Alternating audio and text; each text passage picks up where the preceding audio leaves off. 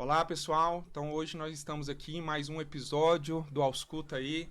E hoje nós estamos recebendo aí dois grandes colegas da medicina veterinária. Primeiramente, agradecer o Bruno, né? O Bruno, eu devo conhecer ele pelo menos uns 12 anos. Eu acho que eu posso falar que minha caminhada inicial na veterinária, os meus primeiros passos foi com o Bruno. Então, só tenho que agradecer, Bruno.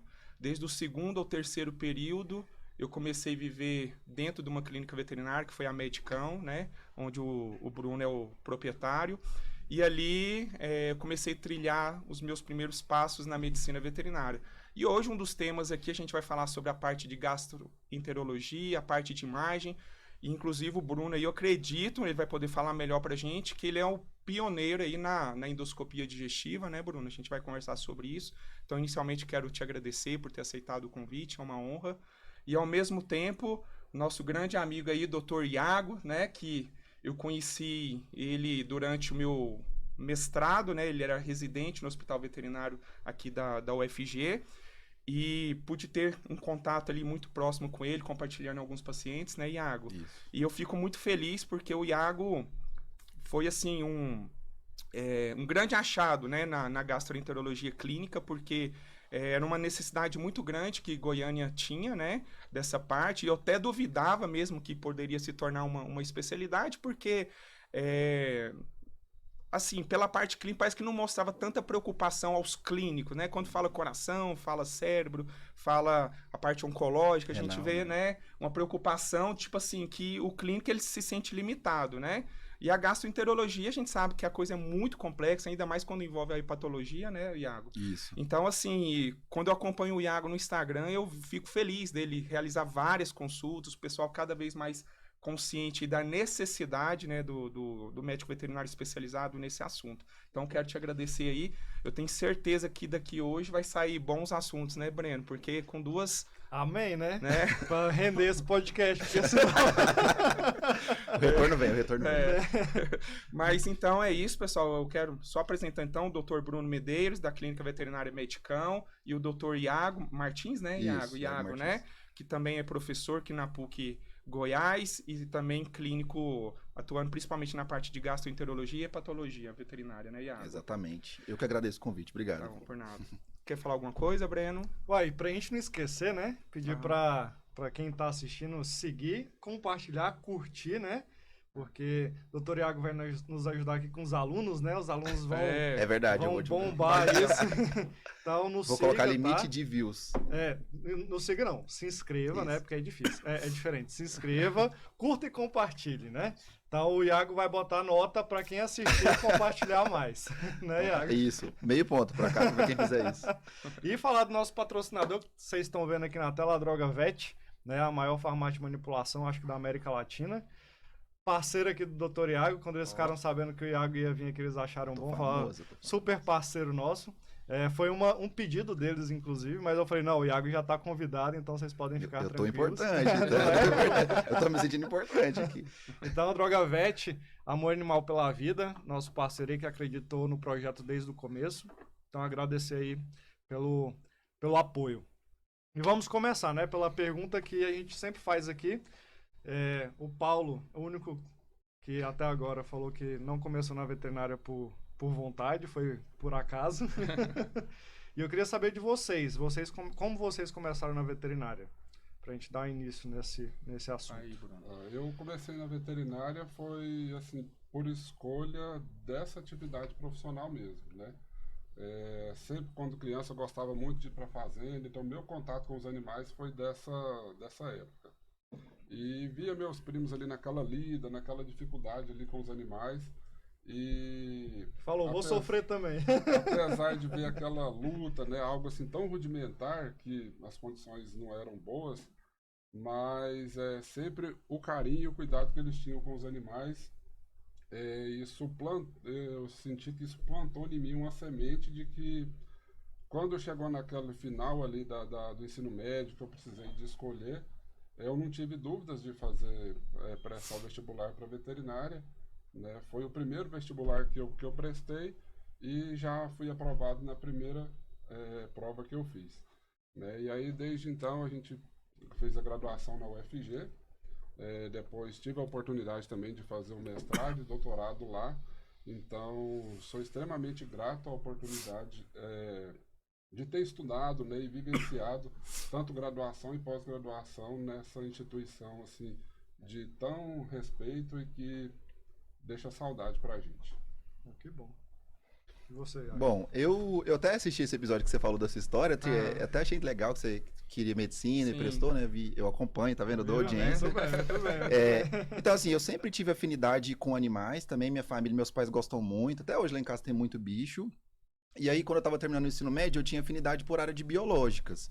Eu não tinha influência de algum profissional na família, na verdade, que eu fui a primeira pessoa a fazer um curso superior na família, assim, universidade pública, se não me engano.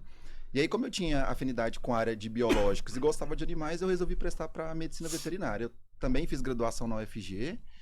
Imediatamente após a graduação, eu fiz residência em clínica e cirurgia, também na UFG. Terminei a residência e fiz mestrado. Aí terminei o mestrado há pouco tempo e emendei doutorado. Então, estou no doutorado há 1 ano. Aí, paralelo ao mestrado, eu fiz a pós-graduação Lato Sensu em gastroenterologia veterinária na UFAP em São Paulo. Então foi mais ou menos essa trajetória. Não foi uma escolha assim, desde criança. Desde criança eu gostava de animais, mas eu fui ter ali a percepção São Paulo, então, de profissional mesmo, de veterinário, foi no ensino médio, ali dando uma pesquisada. Só o Paulo que tá fugindo, então. Tá fugindo. Eu nunca prestei outros cursos. Não. Ah, lógico. Não, E como que vocês chegaram nessa especialidade? O Bruno na endoscopia, né? E o Iago na gastro. Eu cheguei nessa especialidade foi no doutorado, né? Aconteceu um experimento na ocasião, na universidade, e precisava que fosse feita a avaliação. Vira um pouquinho, porque senão o pessoal não vai ver essa beleza.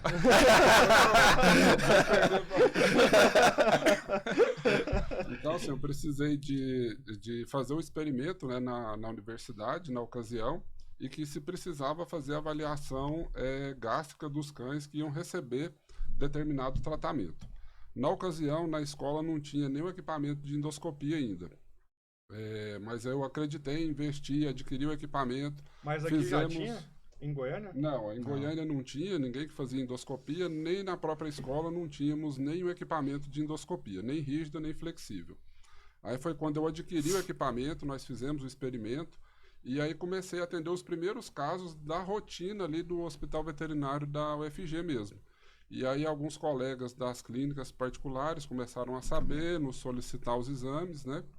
E aí a gente foi fazendo cursos de aperfeiçoamento, né? Treinamento na área de endoscopia.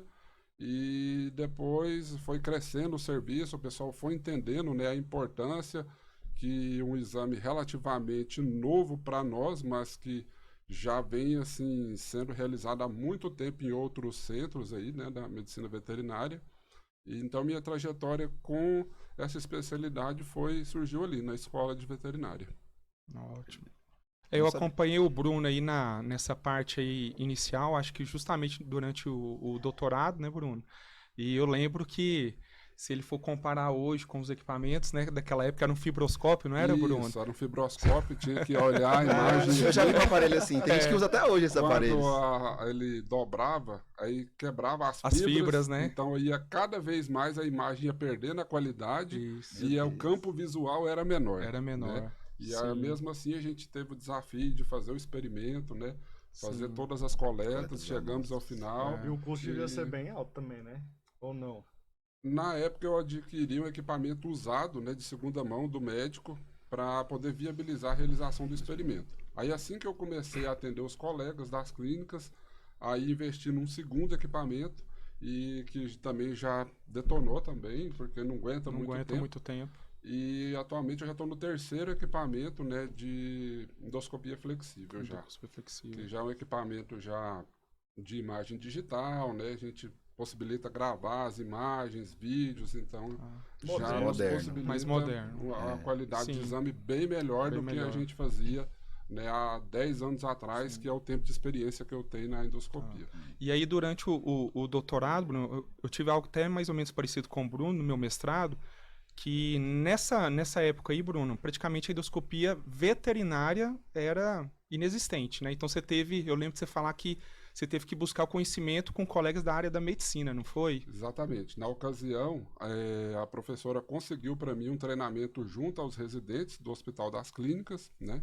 E lá eu fiquei por volta de uns 30, 45 dias. Aí logo a receptividade deles não foi tão boa, né? Quando ficaram sabendo que eu era da veterinária, começaram a fechar as portas para mim.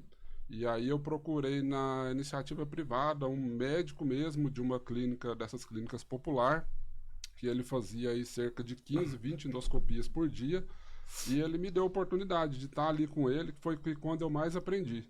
Né, que ele deixava até pegar no equipamento e fazer ali parcialmente o exame, ajudar ele nos procedimentos. Então, passei uma boa temporada com ele, que foi quando eu peguei confiança, investi num próximo equipamento e comecei a fazer um exame de melhor qualidade. Melhor qualidade, né?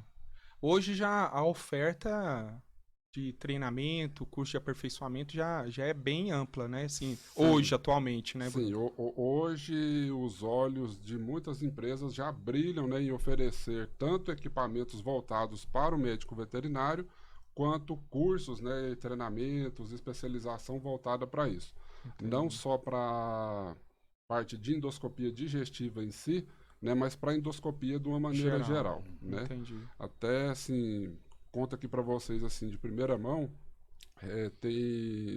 essa próxima semana eu vou para o segundo módulo da pós de endoscopia e videocirurgia que eu estou fazendo lá em São Paulo. Show. Então eu estou podendo ver, assim, essa mudança no patamar da endoscopia de quando eu comecei para agora, né? Tanto em termos de equipamento, quanto em termos dos artigos científicos, né, que estão sendo publicados, o quanto o interesse do pessoal aumentou, né, por essa possibilidade de resolver os problemas e ainda ser minimamente invasivo, né? Eu acho que é uma tendência, eu acho que o futuro da medicina veterinária é caminhar para isso, né? Procedimentos tanto de diagnóstico quanto de tratamento menos invasivos e que vão ser assim mais eficientes para o paciente também. Entendi, ótimo. É até um assunto que eu ia perguntar mais para frente, porque está muito relacionado com outros tipos de exame que a gente tem. Eu acho que a não aceitação por parte do tutor em fazer, tem uma gastrite, vamos fazer uma endoscopia para saber o que é o medo da anestesia. Porque boa parte dos nossos colegas, né, ainda levam a esse medo da anestesia. Falam, não, vamos fazer não, porque tem o risco da anestesia, se sente inseguro. Então, era uma pergunta que eu ia fazer, se essa questão da endoscopia, principalmente para o Iago, impedir o exame ainda é um pouco difícil, né, de pedir, porque o tutor talvez não aceite por conta desse problema. Como você vê isso? Logicamente que aumentou, né, porque a demanda tem aumentado, né? Sim. A gente tem aqui o Iago, que é um gastro, que, como a gente falou, há 5 anos atrás eu nem imaginava também que ia ter, eu não imaginava que ia ter geriatra, quanto mais gastro, que não era nem da minha área. Então, como vocês veem a aceitação por parte do tutor desses exames? Porque eu ainda vejo um pouco de receio. Por conta da anestesia de forma específica. Eu vou falar como quem indica, né? Porque como eu atendo muito e a endoscopia ela faz parte de uma rotina de exame que eu peço muito, porque se eu for colocar minha casuística é basicamente de doenças intestinais. É claro que existe ali pâncreas, exócrino, fígado, vias biliares, a gente atende outros órgãos, mas a endoscopia ela está muito presente porque as doenças intestinais elas estão muito presentes, é a maior casuística. Então, é mais fácil convencer, pelo menos no meu ponto de vista, um tutor de fazer um procedimento que é minimamente invasivo, que vai durar meia hora com um bom endoscopista, né? Eu sempre indico para bons profissionais, por isso que eu te indico sempre. Então, assim, eu falo que o procedimento é minimamente invasivo, vai durar 30 minutos, não vai ficar internado, não tem um ponto, não tem uma sutura. Então, facilita. Ainda existe um tabu, porque na minha opinião isso é um tabu sobre anestesia? Claro que sim. Mas eu acho que é muito mais fácil, por exemplo, convencer a fazer uma endoscopia do que uma cirurgia propriamente dita. E vários tutores até vêm com... Você deve passar por isso. Doutor, pode ir na endoscopia fazer um tratamento periodontal? Posso castrar junto? Então, eles querem fazer esses combos, né? Aproveitar a anestesia. Então, isso não é raro de acontecer, a gente vê com uma certa frequência. A minha aceitabilidade é alta, até porque as doenças intestinais, elas têm um caráter crônico. Então, mesmo que o tutor ele tente, às vezes, conduzir de outra forma, evitar fazer o exame ele é diagnóstico. É claro que a gente precisa fazer uma triagem antes. Mas depois dessa triagem, quando essa triagem se esgota, alimentar, parasitária, hepática e renal, esse paciente ele tem que evoluir para o exame endoscópico e para a biópsia para fazer o histopatológico para que eu conclua o diagnóstico e faça o tratamento. Talvez uma coisa que minimize a endoscopia, eu acho que isso é pouco frequente, mas ainda existe. É o tratamento empírico. Eu acho que é doença inflamatória, então eu vou lá e faço o glicocorticoide, e o animal melhora. Aí, se esse animal melhora, esse tutor não vai aderir à endoscopia, porque ele já sabe o que melhora. Até porque o corticoide melhora. Eu já tive essa experiência, inclusive. Eu já tive essa experiência de repente, às vezes, né? Naquela pressão ali, às vezes até na experiência, submeter ao tratamento com base numa grande possibilidade de doença que eu imaginava. E aí que eu não tive adesão facilitada. Então, hoje eu já estou num certo nível de falar, não, então sem o exame, eu acho que a gente não pode conduzir dessa forma. Porque senão a gente acaba não tendo diagnóstico. Sim. E eu acho que o serviço especializado não é esse, né? Não é tratar sem diagnóstico. A gente fica fazendo pós, fazendo mestrado, estudando, para prestar um serviço de excelência, né? Sim, então, a minha aceitabilidade, ela é alta de exame endoscópico. Não, ótimo. E assim, depois de feita a indicação pelo profissional que passou por um atendimento, né, com o especialista da área, como é o Dr. Iago, essa aceitação ao procedimento, ela aumenta, né? E assim, só lembrando também que a endoscopia, ele não é o primeiro exame que vai ser feito no paciente nessa triagem, né, das afecções gastrointestinais. Então, assim, já se passou por uma bateria de exames laboratoriais até chegar no exame de endoscopia. Então, se o diagnóstico ainda não foi fechado naquele quantitativo de exames prévios que foi feito, então a endoscopia ela se torna imprescindível. E nos casos em que a solicitação da endoscopia digestiva alta ela é para uma finalidade de uma suspeita de corpo estranho, e isso dá a possibilidade da gente resolver sem ter que abrir o paciente, a aceitação ela é ainda maior. Assim, né? Pela velocidade, né?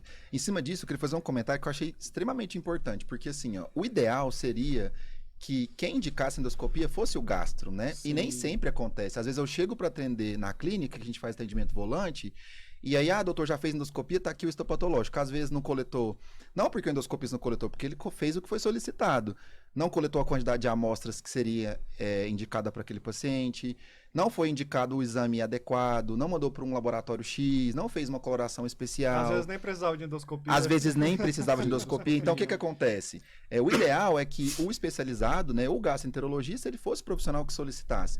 Eu acredito, tem mudado, isso já tem melhorado bastante, mas várias vezes eu ainda vou atender o paciente que já veio com o exame endoscópico realizado e com o histopatológico também. E aí, isso que o Dr. Bruno falou é importante, porque as doenças, elas são iguais, na verdade. Os sinais clínicos, eles são muito parecidos em diferentes doenças. Então, vou citar exemplo prático aqui. Às vezes, o animal foi para endoscopia, e aí o clínico geral pediu endoscopia, veio o histopatológico, né? Foi pensando em endoscopia diagnóstica, e aí sempre vem um resultado. O clínico tentou tratar, não deu certo, então vai para o gastro.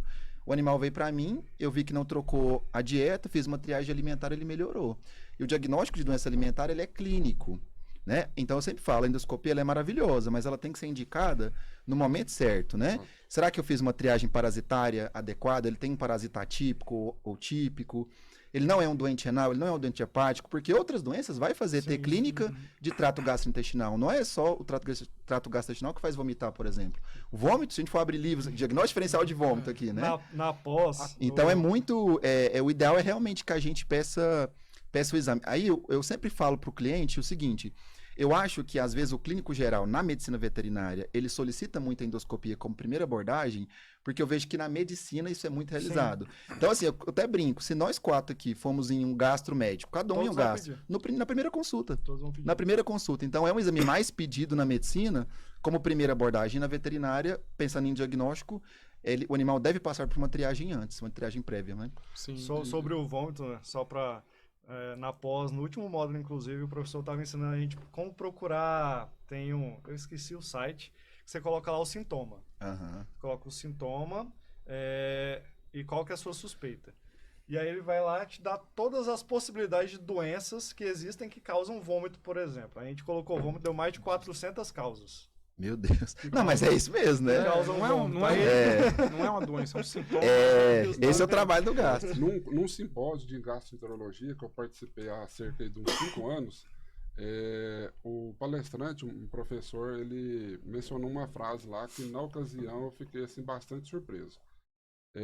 Porque ele comentou, foi exatamente isso que o Dr. Iago comentou. Muitos colegas já pedem primeiro a endoscopia, né? E quando a gente pensa em vômito, o que ele comentou lá na época que eu fiquei surpreso. que de todos os pacientes que vomitam, apenas 20% ou menos que a causa primária daquele vômito é de origem gastrointestinal. Então, assim, se a gente for parar para pensar, a principal causa de vômito, né, a maioria dos casos não tem nada a ver com uma doença primária gastrointestinal, né? Então, assim, a triagem desse paciente até chegar no ponto da endoscopia, ela tem que ter passado por uma clínica geral bem feita, por um especialista que abordou e fez os exames de exclusão, porque senão a gente chega numa situação de fazer uma endoscopia de um paciente que está com hemoparasitose. Né? Fazer uma endoscopia com um paciente com verminose.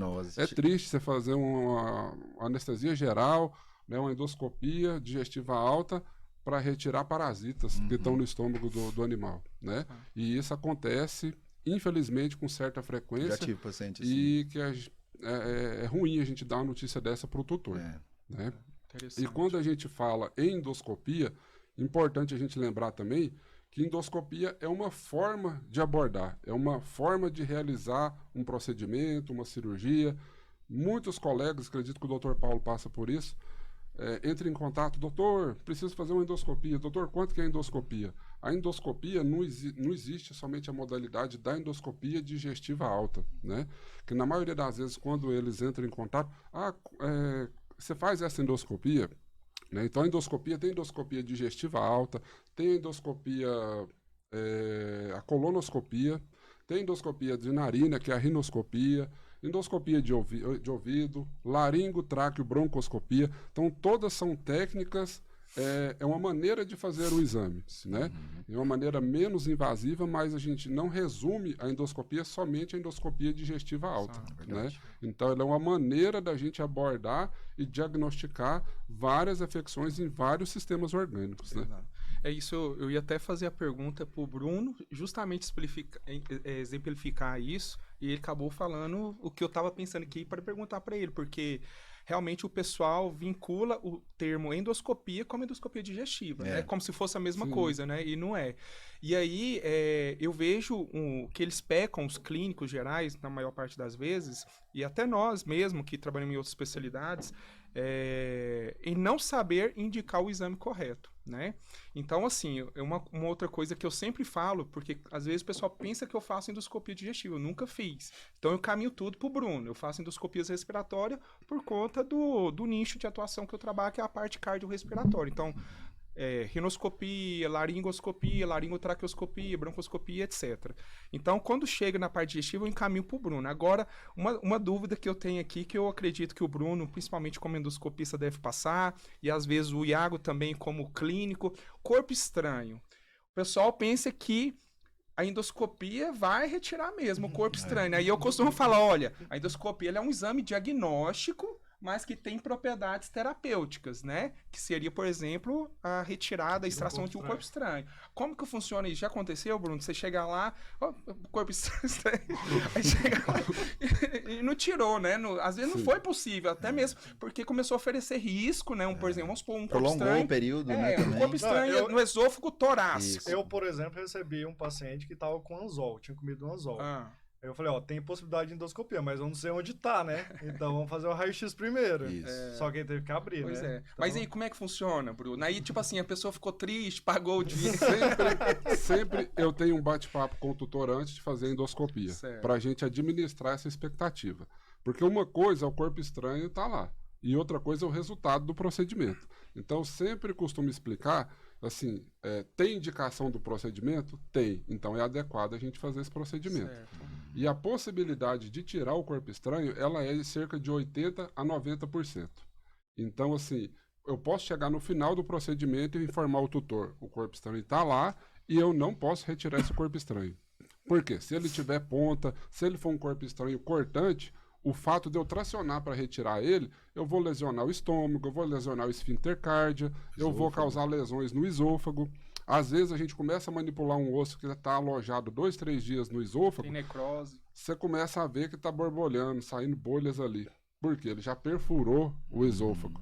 Tem que deixar quieto e esse paciente tem que ir para cirurgia aberta. Então eu sempre procuro conversar, colocar todas as possibilidades antes da gente fazer a endoscopia, para o resultado de não tirar o corpo estranho não ser uma surpresa. né? Sim. Essa semana, por exemplo, a gente teve um caso, chegou a imagem de uma agulha em topografia do estômago. Certo. Sempre os colegas costumam mandar a radiografia e perguntar assim, sai por endoscopia? É difícil... Sai, né, agora. É difícil dar Afirmar, essa resposta. Né? Agora, A vida Aí do eu endoscopista explico não é pro fácil também, colega, tem indicação de fazer. Né? Então, se tem Se indicação, vai sair, podemos né? Não fazer. sabemos. Nesse paciente específico, eu pedi o laudo. Veio lá, presença, né, de um corpo estranho, compatível com a agulha em topografia do estômago. Fizemos a endoscopia, cadê o corpo estranho? Já tinha descido. Não tinha corpo estranho. Na hora que terminou, repetimos a radiografia. Tava lá, na mesma topografia. Ou ele está na parede, ou ele já está na cavidade. Entendeu? Nossa. Já teve casos anteriores que eu achei a linha, somente a linha no Na estômago, luz. E a na agulha luz gástrica, e a agulha já estava na fora. cavidade. Meu Deus. Peguei a linha, tirei a agulha para dentro do estômago e retirei o corpo estranho. Resolveu. Nossa. Mas esse caso não, esse caso só tá a agulha e ela tá ou na parede ou ela tá na cavidade. E como ela não tem a linha para me auxiliar e nem lesão na mucosa, eu não consigo achar esse corpo estranho. Ele é um corpo estranho mural ou extramural, mas em topografia de estômago.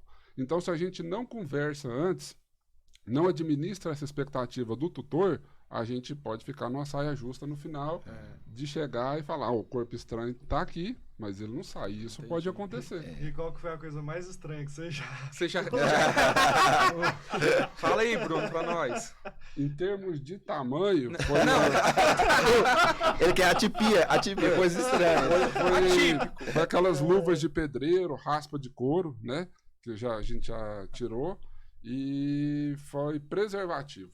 Né? Preservativo, a gente já teve umas 3 ocasiões de chegar o tutor com a namorada e contar, assim, bastante constrangido com o ocorrido, mas que pode ocorrer. Pode acontecer. Mas a vantagem é que já sabe o que é, né?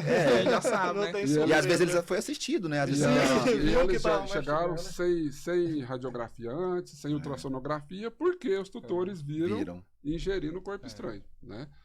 Mas acontece, faz parte, né? E foi resolvido.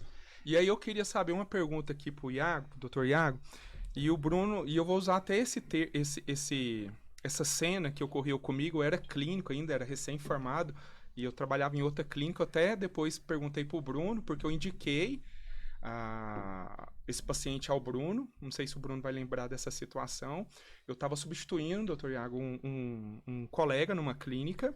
Eu era recém-formado e eu estava como clínico geral, e os tutores chegaram com o cachorro super bem, clinicamente, e me falaram que o cachorro havia comido caco de vidro. Aquelas portas temperadas, caiu, quebrou, e ele tinha comido caco de vidro. Só que esse animal era paciente justamente desse veterinário que eu estava substituindo ele. Não sei se o Bruno vai lembrar desse episódio. E aí o colega me ligou e falou que era para eu forçar o vômito. Nossa. Eu falei, me desculpa, eu não vou fazer isso, ainda mais sendo um objeto pérfuro cortante, né, que o tutor me afirmou que viu ele ingerindo. Liguei pro Bruno, perguntei, Bruno, tem indicação de endoscopia? Ele falou, Paulo, tem a possibilidade, sim, vamos tentar. Enfim, não só esse caso do corpo estranho de ser um caco de vidro. Como é que é a questão? Eu sei que tem um trabalho, por exemplo, aí que mostrou sobre o uso da água oxigenada para induzir o vômito, a emese, né? Que foi feita avaliação depois histopatológica, né? Sobre as lesões que a água oxigenada causa. Mas eu queria saber de você. Hoje, assim, a gente pega qualquer livro de prateleira, mesmo para...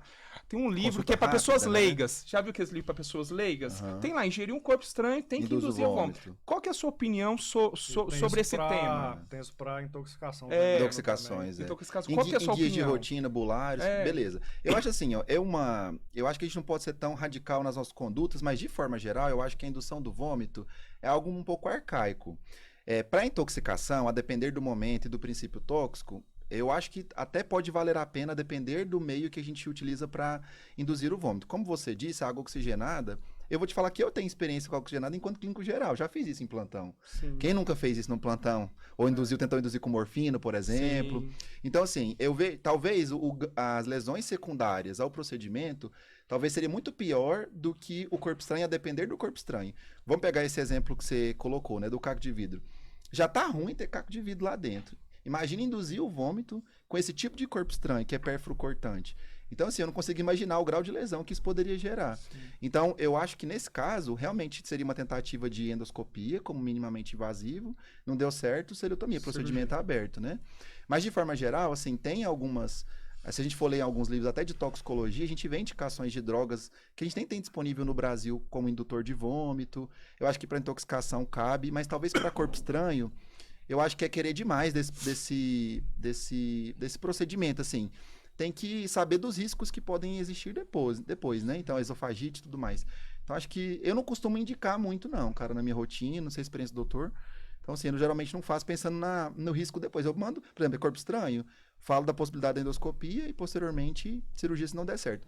Só fazendo um comentário, isso que você falou dos tutores, eu gosto até de colocar em termo, antes da endoscopia, colocar no termo que se não for possível tirar por endoscopia, né, um termo que o tutor assina, que ele está ciente e que pode evoluir para procedimento cirúrgico. Porque eu já tive problema com isso também, de explicar, né, e de aparentemente a pessoa entender, mas depois eu vi que não tinha entendido muito bem. Isso, assim, enquanto clínico geral até, nem como gastro. Eu gosto de fazer com termo de responsabilidade. Na minha rotina, hoje em dia, eu praticamente não pego corpo estranho, porque é algo que geralmente é mais agudo, né? Eu já tive caso de corpo estranho crônico, de paciente que tinha um corpo estranho que era dinâmico. Então, era um York, aí era um corpo estranho circular, aí ele tinha clínica quando começava a obstruir o piloro, vomitava, depois voltava, parava. E aí, o estômago é um problema, né, de abordar em exame de imagem, porque geralmente tem gás, tem conteúdo, aí vários ultrassons, então ficou meses com esse corpo estranho. É um caso, assim, que eu não esqueço. Mas de forma geral eu não atendo muito, porque tende a ser agudo. Então acho que fica mais na mão do clínico geral. Raras vezes eu atendo assim, corpo estranho gastrointestinal, para eu conduzir o caso, né? Mandar para endoscopia ou para cirurgia. É uma casuística baixa. Certo. Sobre o uso da água oxigenada, eu não indico. Já fiz procedimentos de endoscopia logo após o colega ter tentado a indução, né? E a erosão que causa no estômago, ela é muito grande, né? E dá focos de hemorragia e que nem sempre o paciente vomita. Então, aquele sangramento, na maioria das vezes, ele desce, ele vai para o intestino. Então, assim, é uma lesão muito grande que se causa e não se pode mensurar o quanto aquilo ali foi irritante. É verdade. Então, nunca indiquei, já tive a oportunidade de ver a agressão na mucosa logo após a administração da água oxigenada. Então, eu não indico, né, que seja feito o procedimento. E aquela tia sua lá do interior que liga pra você, Bruno, não posso ir de café? Pode café? Pode, Bruno? Pode café? Café é tão bom que se o pet não intoxicasse com café, eu acredito que seria uma boa. Não, mas eu acho que o maior problema da gente ter esse tipo de indicação é porque o tutor ele não sabe quando usar, né? E quando a gente tem isso, estimula o vômito. Ele vai passar uma semana estimulando o vômito para tentar resolver o problema. E não é indicado para tudo e não é indicado para todas as ocasiões, né? Justamente. Sem contar, assim, lesão secundária esôfago, o esôfago ele é um órgão que pede, pelo amor de Deus, para não mexer nele. Então, assim, a cicatrização é exuberante, ou estenosa, ou dilata. Então, aí, para resolver um problema, a gente tem outro muito maior, às vezes, né? Então, realmente é uma coisa que eu dizia arcaico. Eu acho que isso era mais antigo, né? Aproveitando aqui que me veio uma pergunta na cabeça. Eu não falei da minha trajetória de gás, agora que eu tô vamos chegar aí. Mas eu atendi esses dias uma paciente com a suspeita de envenenamento. E a tutora perguntou, posso dar leite? Eu falei, não. E aí, doutor, posso dar leite? É melhor assim, claro que a gente não tá sugerindo tratamentos aqui, né?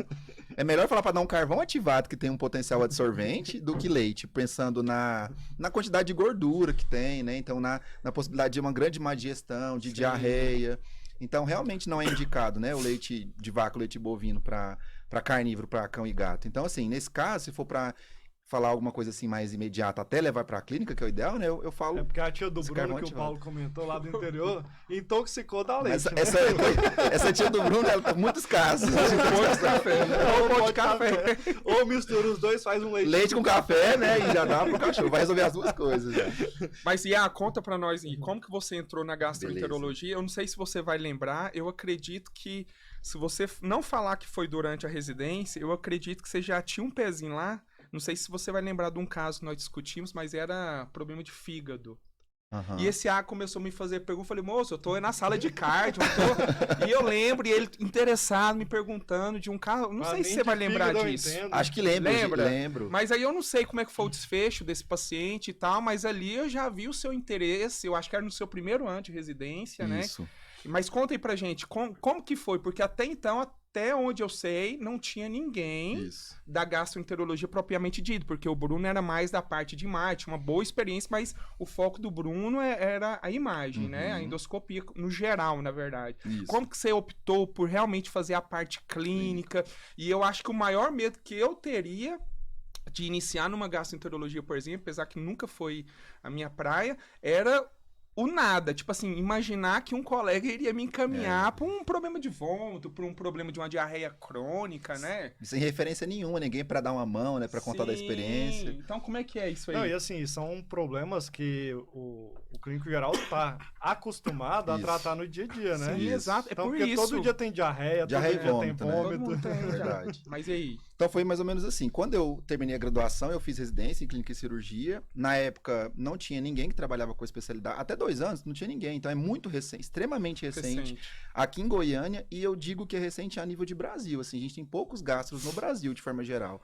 Talvez a pessoa que trabalha com gastro há mais tempo, ela atua na especialidade há 10 anos. É pouco, né? Lá em São Paulo, claro.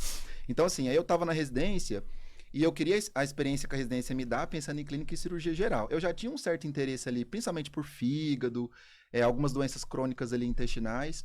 E aí, quando a residência estava acabando, estava faltando 6 meses mais ou menos para acabar, assim, o último ano, na verdade, eu queria já sair da residência e escolher uma especialidade. Porque na minha cabeça, na época, a experiência que eu tive durante a residência tinha sido suficiente, como clínico geral, né? Eu queria ter uma experiência prévia na geral para depois partir para uma especialidade. Aí, na época, eu lembro que eu pensei em neuro, por incrível que pareça, meu orientador era neurologista, eu atendi alguns casos. Pensei muito em endócrino, é uma especialidade que até hoje eu gosto. Mas como eu já caminhava ali em algumas coisas de gastro e eu gostava, os outros residentes começaram a me encaminhar, os professores. Aí eu comecei a dar uma pesquisada sobre a especialidade, vi que realmente não tinha ninguém. E aí, o que eu pensei? Eu já sabia que queria fazer mestrado, porque eu tenho essa pegada acadêmica também. Aí eu pensei o seguinte, como até então eu não tinha condição de fazer uma pós lato sensu, eu falei, vou fazer mestrado, e aí eu vou escolher uma especialidade para fazer o projeto de mestrado. Porque a minha ideia era, se eu trabalhar com gastro, eu atendo os pacientes do mercado, e nisso eu vou sendo ali autodidata, vai ser minha forma de uma residência em gastro. A residência acabava em fevereiro, era o último mês, fevereiro de 2020. Nessa época, um instituto... Posso falar o nome de instituto? Pode, né? Não tem censura aqui não, né? Não, vamos ficar atento aí Eles poderiam patrocinar, né? Na época, a UFAP em São Paulo lançou uma pós lá para São Paulo e queria abrir uma turma aqui em Goiânia. E aí eles lançaram uma possibilidade de prova de bolsa, né? Então era uma bolsa de 100%, uma bolsa de 50% e 2 de 30%. Aí eu prestei eu já estava com tudo certo para o mestrado, trabalhando com gastro. Aí eu prestei essa prova, nessa seleção, tinha um conteúdo programático já de gastro também, e acabou que deu certo. E aí eu, junto com o mestrado, eu ingressei na pós-graduação Lato Sensu com 100% de bolsa. Então, talvez se eu não tivesse ganhado essa bolsa, talvez não, com certeza eu não teria feito a pós-graduação. Então, eu fui tendo ali um pouco de, acho que sorte, e também eu estava preparado no momento, tudo deu certo, Tudo Deus deu certo, também, né, eu acredito. Então, assim, foi tudo caminhando para que eu conseguisse. E sobre esse medo, assim, insegurança de será que vão me encaminhar? Eu, assim, não vou falar que não tive, mas como até então eu tinha sempre o pensamento de qualquer coisa eu fico aqui na academia, eu fico na faculdade, talvez no começo da gastro mesmo eu nem tinha um pensamento tão voltado em prestar atendimento. Mas aí quando eu entrei em março e as pessoas viram que eu já estava fazendo e era extremamente carente, assim, começou a ter muita demanda. Então, ainda na pós, claro que não cobrava enquanto especialista, mas as pessoas já me solicitavam, me pediam ajuda, já pediam para eu atender enquanto clínico. Então, eu cobrava como clínico geral, mas a bucha já era minha. Então, assim, porque eu terminei a pós há 7 meses, mas eu já atendo gastro há 2 anos e 7 meses. Só não pode falar bucha aqui, viu? Ah, desculpa. Aquele termo que não deve ser nomeado. Desculpa. O Bruno não entendeu, não. Depois eu te explico. Os casos complicados já eram meus, e aí acabou que... E assim, só para concluir, aí foi minha história, né? Eu fiz mestrado com gastro, meu doutorado é com isso também. Não arrependo de jeito nenhum de ter escolhido essa especialidade. Logo depois que eu entrei na pós, depois de 4 meses, entrou mais 2 colegas aqui de Goiânia. Então acabou que no mesmo ano foram liberados 3 profissionais que atendem a especialidade, né? São 3 pessoas que fazem aqui em Goiânia. Tem mercado demais, a cidade é muito grande, né? Eu faço alguns interiores também. E assim, eu vejo hoje em dia, não é porque eu tô fazendo a especialidade, mas eu vejo que ela tá em franca ascensão. Ascensão, Eu vejo, completamente. assim, muitas pessoas falando que quer fazer. Hoje em dia, o clínico tá de olho aberto para essa especialidade. Tem 3 veterinários aqui em Goiânia que me acompanham, que têm interesse, né? E eu escuto muito isso do veterinário falar, eu sou plantonista na clínica X, falei que quero fazer gastro, e o pessoal falou que não vai dar dinheiro, que vômito e diarreia ninguém vai encaminhar. E o que eu falo? A pessoa não tá errada totalmente Pensar em isso. falar que a gente tem dificuldade de encaminhar. Já melhorou. Mas se você for pensar nisso, você não vai fazer nada na sua vida. Então, eu até, para tentar estimular, falo da minha rotina. Falo assim, olha, já teve mês que eu fiz 30, 40, 50 consultas, tem que recomendar colega. Tem rotina, sim, tem mercado. Então, você tem que meter a cara e eu sempre acredito na melhora, né? Então, imagina se o dermato, por exemplo, fosse pensar nisso. Dermato, todo mundo tenta. Qualquer clínico geral Sim. faz dermato e depois manda pro dermatologista. Então, acho que eu sempre falo, se você for pensar nisso, no que a pessoa tá falando que não vale a pena, você não vai fazer nada. Vai ficar como clínico Isso. sempre. E aí, eu até falo, imagina se eu fosse pensar nisso, né? E vale a pena, eu acho que eu não arrependo dessa escolha, foi mais ou menos assim a minha trajetória. E aí tem mais ou menos 2 anos e pouquinho que eu já atuo na Já especialidade. pergunta, quando indicar o gastro? Sempre. E o bom de trabalhar com o Iago, porque eu tenho alguns pacientes em comuns, né, com ele, né? E aí, às vezes, meu paciente lá, eu tenho paciente, por exemplo, que tem insuficiência cardíaca, insuficiência renal, e tem alguma coisa lá com o Iago. O cachorro tá lá vomitando. Pergunta pro Tá em, Iago. não, o cachorro tá em uremia. Tá uremia, a creatinina tá 10. A creatina tá 10, mas tá da minha vomitando. parte tá tudo bem, você conversa com o Iago. Aí eu falo assim, não, então isso aqui é renal, conversa com o nefro. Aí cada um vai jogando a Vai bucha um pro jogando. outro. Eu não tenho esse problema, porque é tudo bem pra Vai mim. tudo né? pra você. Mas a especialidade do Breno é boa demais, ele só sai... Só Encaminhado, delegando, só Direcionando. delegando, só- Não Nossa, aqui a resolve gente nada. vai ver com o especialista dessa área. Só delegando. É. Mas assim, sempre que eu tiver sinais gastrointestinais, eu acho que assim, eu não fico também falando que o clínico ele precisa mandar sempre. A gente tem que fazer a roda girar e existe o serviço do clínico geral, tem bons clínicos gerais, né? Então os problemas agudos, eles são bem resolvidos pelo clínico Sim, geral, com de forma certeza, geral, lógico. geralmente dá certo, né? Quando o sinal clínico ele perdura 3 semanas, mesmo que não seja contínuo, seja vômito, diarreia, falta de apetite, alteração de ganho de peso, eu acho que já vale a pena um veterinário especializado. O que não pode, na minha opinião, é o que eu pego, que é evolução de meses, trocou a ração 5 vezes, fez vermífugo, antibiótico, Já probiótico, cagou no paciente. fez endoscopia, fez acupuntura, ozonioterapia, reiki, pediu Oração. E agora, oração, qual que é o outro lá? Agora o da maconha, gente? CBD. E aí não deu nada certo, manda pra mim. Aí é um problema, porque o tutor tá esgotado financeiramente e emocionalmente. Então isso é mais E às vezes difícil, ele nem né? tá mais A afim de saúde fazer do pet já tratamento. foi, né? É, a saúde do pet já foi, exatamente. É, a saúde do pet já foi. E o recurso O financeiro recurso também. financeiro foi, também. Ele chega. Até a esperança já foi embora. Não, Eu não consigo pedir, às vezes, um hemograma. Porque já fez todos os exames e às vezes de forma desnecessária, né? vai ter Não, que eu tenho um rebolar nos paciente- exames que já foram Eu tenho um feitos. paciente que ele chegou pra mim, eu acho que ele fez quase 7 meses de ultrassom todos os meses. Meu Deus. Aí eu falei, gente, pra que esse Pra continuar vendo a mesma lesão. É igual Justamente. repetir a ALT. A ALT tá alta. Aí vamos repetir a ALT, eu faço uma semana de antioxidante, 1 mês de antioxidante. Repete a ALT de novo. Não, vai fazer 2 meses de antioxidante. Repete de novo e continua alta. Tá mais que na hora de você encaminhar para uma pessoa que tá mais ali direcionada para aquilo, né? Então eu vejo que tá tendo melhora, principalmente para fígado, as pessoas têm um pouquinho mais de medo assim de fígado, mas eu vejo que ainda fica muito ali no repetir a dosagem daquele exame, repetir, tratamento de suporte, né? E às vezes quando vem para mim já vem mais tardio. E deixa eu te perguntar, até mesmo aproveitando o Bruno aí que tá nessa parte de vídeo também, por que ainda se faz pouca biópsia de fígado? Cara, essa é a pergunta também que eu sempre gosto de discutir. Ainda se faz pouca biópsia hepática e eu acho que a gente, de forma geral, assim, gastros e clínicos, nós sabemos pouco sobre o fígado porque nós biopsiamos pouco Muito o fígado. pouco, né? Então, assim, quando eu vi que eu tinha uma afinidade maior, eu acho que a gente vai caminhar para isso ainda, né? Hoje em dia tem um médico que é gastro, mas ele é hepatologista, ele só atende doença hepática. Então, na veterinária, eu acho que a gente ainda vai caminhar para isso, mas a gente percebe já entre a gente, assim, o Iago, ele é gastro, mas ele tem uma afinidade maior com o fígado, fulana gosta mais ali de felinos, gosta mais de doença pancreática, então a gente até se encaminha às vezes. Então, eu tenho muita afinidade por doença hepatobiliar. A gente tem uma adesão muito baixa, mesmo o cliente, de certa forma, ele vem para mim mais selecionado, às vezes é um cliente com maior poder aquisitivo, mesmo esse perfil de cliente, a adesão ela não é tão alta. De certa forma, eu entendo um pouco, Porque imagina, eu tô pedindo uma biópsia geralmente para esclarecer um diagnóstico. Então, como que eu falo para o cliente que eu vou submeter a um procedimento mais invasivo para ter um diagnóstico, para ter um nome e um sobrenome de doença?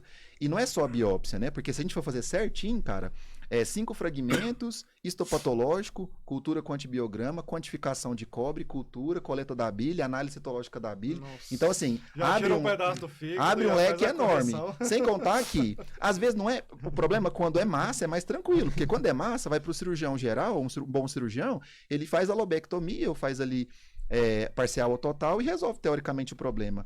A questão são doenças clínicas do parênquima, que é a minha rotina, né? Eu não pego neoplasia hepática, porque se eu pego uma neoformação, nem vem para mim, eu já mando pro onco para ele esclarecer. Se for um nódulo de regeneração, ele quiser mandar de volta para mim, beleza. Mas vem para mim doença de parênquima, então não adianta ficar repetindo a LT, repetindo ultrassom, que eu vejo as pessoas fazendo isso, né? Ultrassom BID, né? Então, assim, não adianta fazer ultrassom, vai estar a lesão hepática Vai lá. tá lá, sim. E aí, outro grande problema é, o fígado, ele não é um órgão muito tranquilo de se abordar. Eu costumo falar isso para os clientes também. Então, assim, tem um potencial hemorrágico maior, é um órgão parenquimatoso, não é um órgão oco, é diferente de biopsiar o intestino.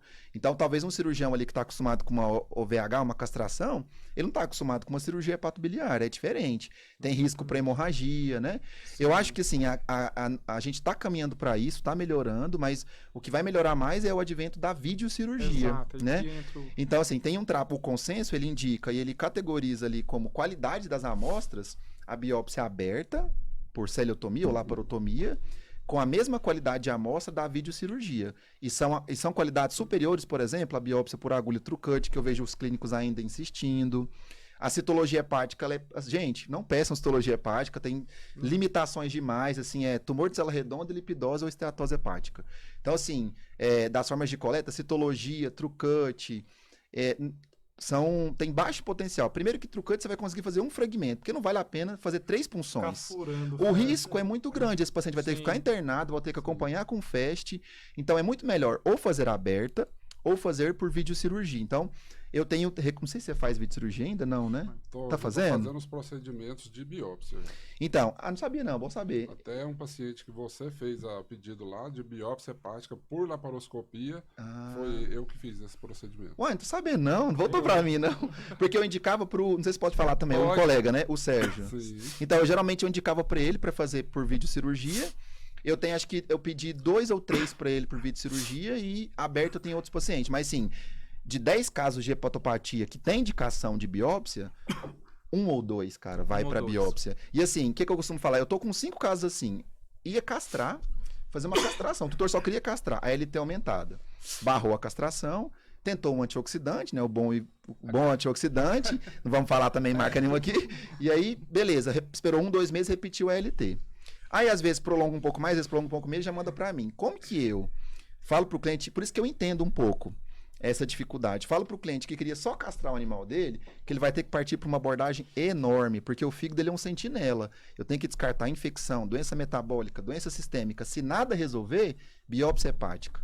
Então é mais oneroso e tudo mais. Mas uma coisa que eu chamo a atenção é o seguinte: às vezes a adesão é baixa porque o próprio colega desestimula o exame. Sim, Exato. isso É eu- muito isso perigoso. que eu ia falar. Tem chance de hemorragia. Sim. Então, pera lá, né? A gente é formador de opinião. O Sim. tutor, ele é leigo. O pessoal tem Desconhece medo, disso, o pessoal tem medo de sedar o cachorro para fazer uma Isso. biópsia de pele, por exemplo, de Isso. um paciente mais agitado. Então, às vezes, eu vejo que o clínico me encaminha, o clínico ele mais me atrapalhou do que me ajudou, porque o tutor já veio com tabu. Não, biópsia eu não faço.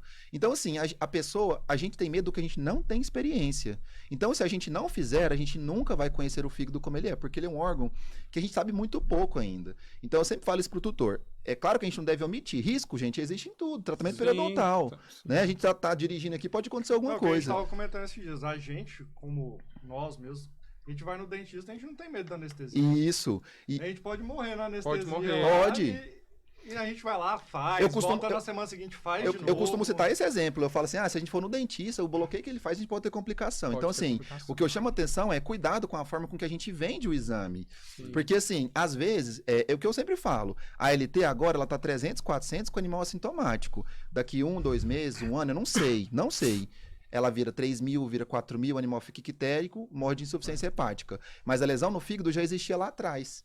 E o fígado, ele é um órgão muito reativo mesmo. Uma lesão que às vezes só passou nele, sinalizou algo lá. E às vezes o animal começa a ter uma autoimunidade contra o órgão, que é o que acontece demais, né? Hepatite Sim, autoimune. Nós sim. temos Temos um uma caso, paciente comum. a paciente veio para mim, essa paciente em específico, monitorada aí há anos Ah. comigo, com doença intestinal. O fígado nem era o grande problema, já teve, né, uma questão hepática, sempre monitorada. A ALT dela foi a segunda mais alta que eu já vi, a referência é 80.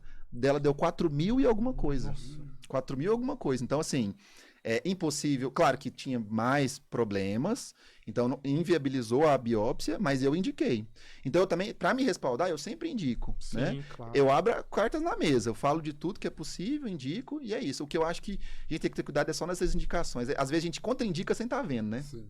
E no caso de uma biópsia hepática por laparoscopia, por exemplo, além de ser minimamente invasivo, Aham. a gente vai ter uma amostra de melhor qualidade, né? Nessa escala de graduação que você passou aí. Exatamente. Então, assim, tem os cuidados ali, é um procedimento que pode ter hemorragia, sim, mas feito com os cuidados devidos ali, tem um procedimento certo de fazer a biópsia, não é só em um lobo também que a gente vai Exatamente. coletar. Quantidade de Né? fragmentos. Então, tendo esses cuidados, a gente consegue, com um exame menos invasivo, e obter uma amostra que Isso. seria o padrão ouro para o diagnóstico das afecções Isso. hepáticas. Né? Eu acho que esse é o caminho. Colecistectomia por videocirurgia, igual a medicina já está fazendo, eu acho que esse é o caminho para a medicina veterinária. Com certeza. Mas assim, dentro desse mesmo assunto aí, acredito eu que o Bruno pode falar também, que uma das limitações, além do que você colocou, é o custo também, né? Porque Uhum. por se tratar de algo novo, poucos profissionais capacitados, Sim. o Bruno aí sabe muito bem que os custos com equipamentos, né, Bruno? Por exemplo, sim. eu tive um prejuízo grande esses dias com uma ótica minha, assim, que às vezes o colega que solicita o exame, às vezes pensa que você tá ganhando aquele dinheirinho ali limpo, né? E na verdade não é, porque tem todo...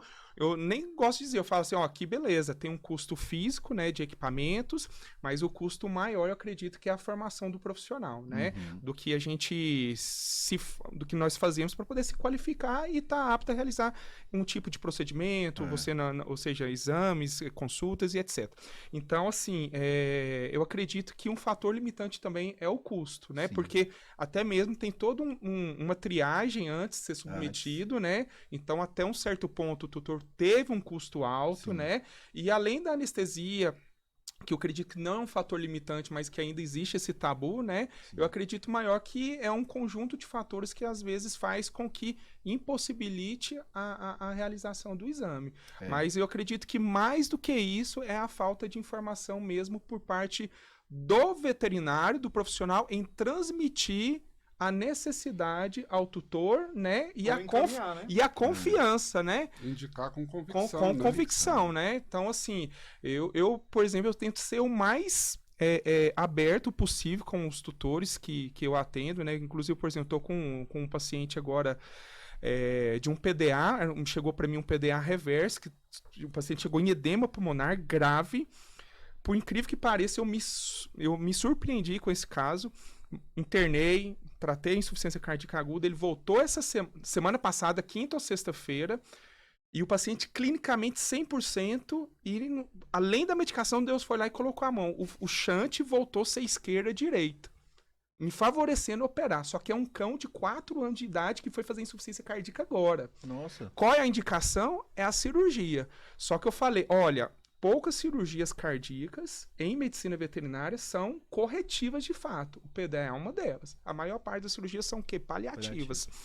Então, assim, eu falei para ele, ó, a cirurgia tecnicamente é possível de ser feita, dificilmente vamos ter algumas complicações, mas existem as complicações. A questão é como esse coração vai se comportar após a ligadura. Já então, teve uma adaptação do organismo, né? 4 exato, anos. já se adaptou e já fez insuficiência cardíaca aguda. Então eu falei assim, ó, tem chance de eu operar, sair tudo certo e esse cachorro morrer no pós. Né? Então, assim, vocês pensam, eu, como profissional, eu tenho que te indicar, mas a decisão não é minha, a decisão é de vocês. E aí, só compartilhando com vocês aqui, da gastro, eu achei interessante um médico que eu fui. Eu tenho essa tosse aqui, essa tosse meio crônica. Tem que ir no pneu. Não. Aí que tá. E até bom pros quem me assiste, né? Quando vem me perguntando de tosse, eu falo, gente, tosse é um sintoma, assim como o vômito.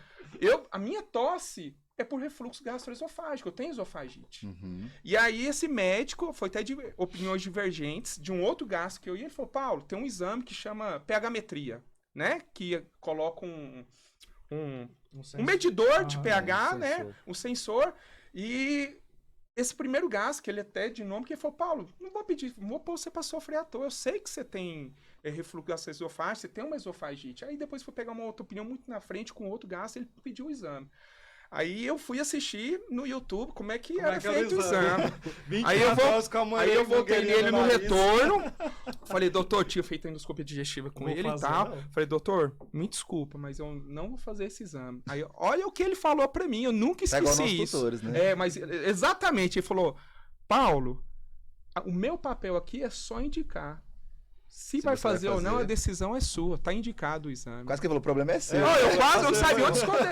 O problema é meu. Entendeu? Então, assim, teve a indicação, igual você falou, tem indicação de fazer uma biópsia hepática. Se vai fazer ou não vai, né? Né? Então é a decisão, né? Verdade. Né? Mas, assim, é interessante porque a medicina veterinária tá avançando muito rápido, então, né, você cara? falando assim, nessa relação entre as especialidades, né? Igual você comentou aí agora, a parte gástrica com a da tosse. Da Que tosse. a princípio, né, o doutor é no pneumo. Né? É. Relacionou o pneumo com gastro, né? É. Esses dias eu estava lendo um artigo e que estava fazendo essa relação de duas especialidades e que, assim, bem dentro do nosso assunto aqui.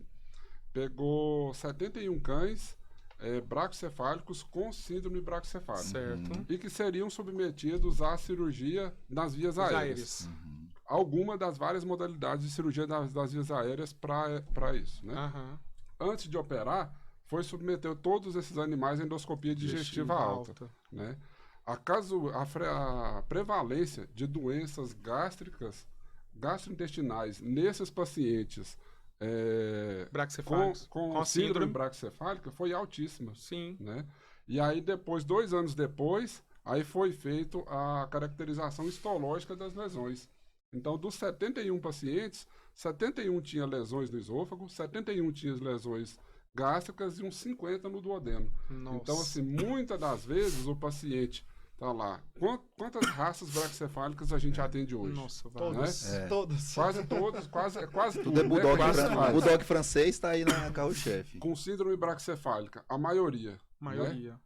80% deles tem sinais clínicos de origem gastrointestinal. Sim. E que quando operados a parte da via aérea, só o fato da cirurgia realizada na parte da via aérea, ela já resolve cerca de 50% da sintomatologia gastrointestinal.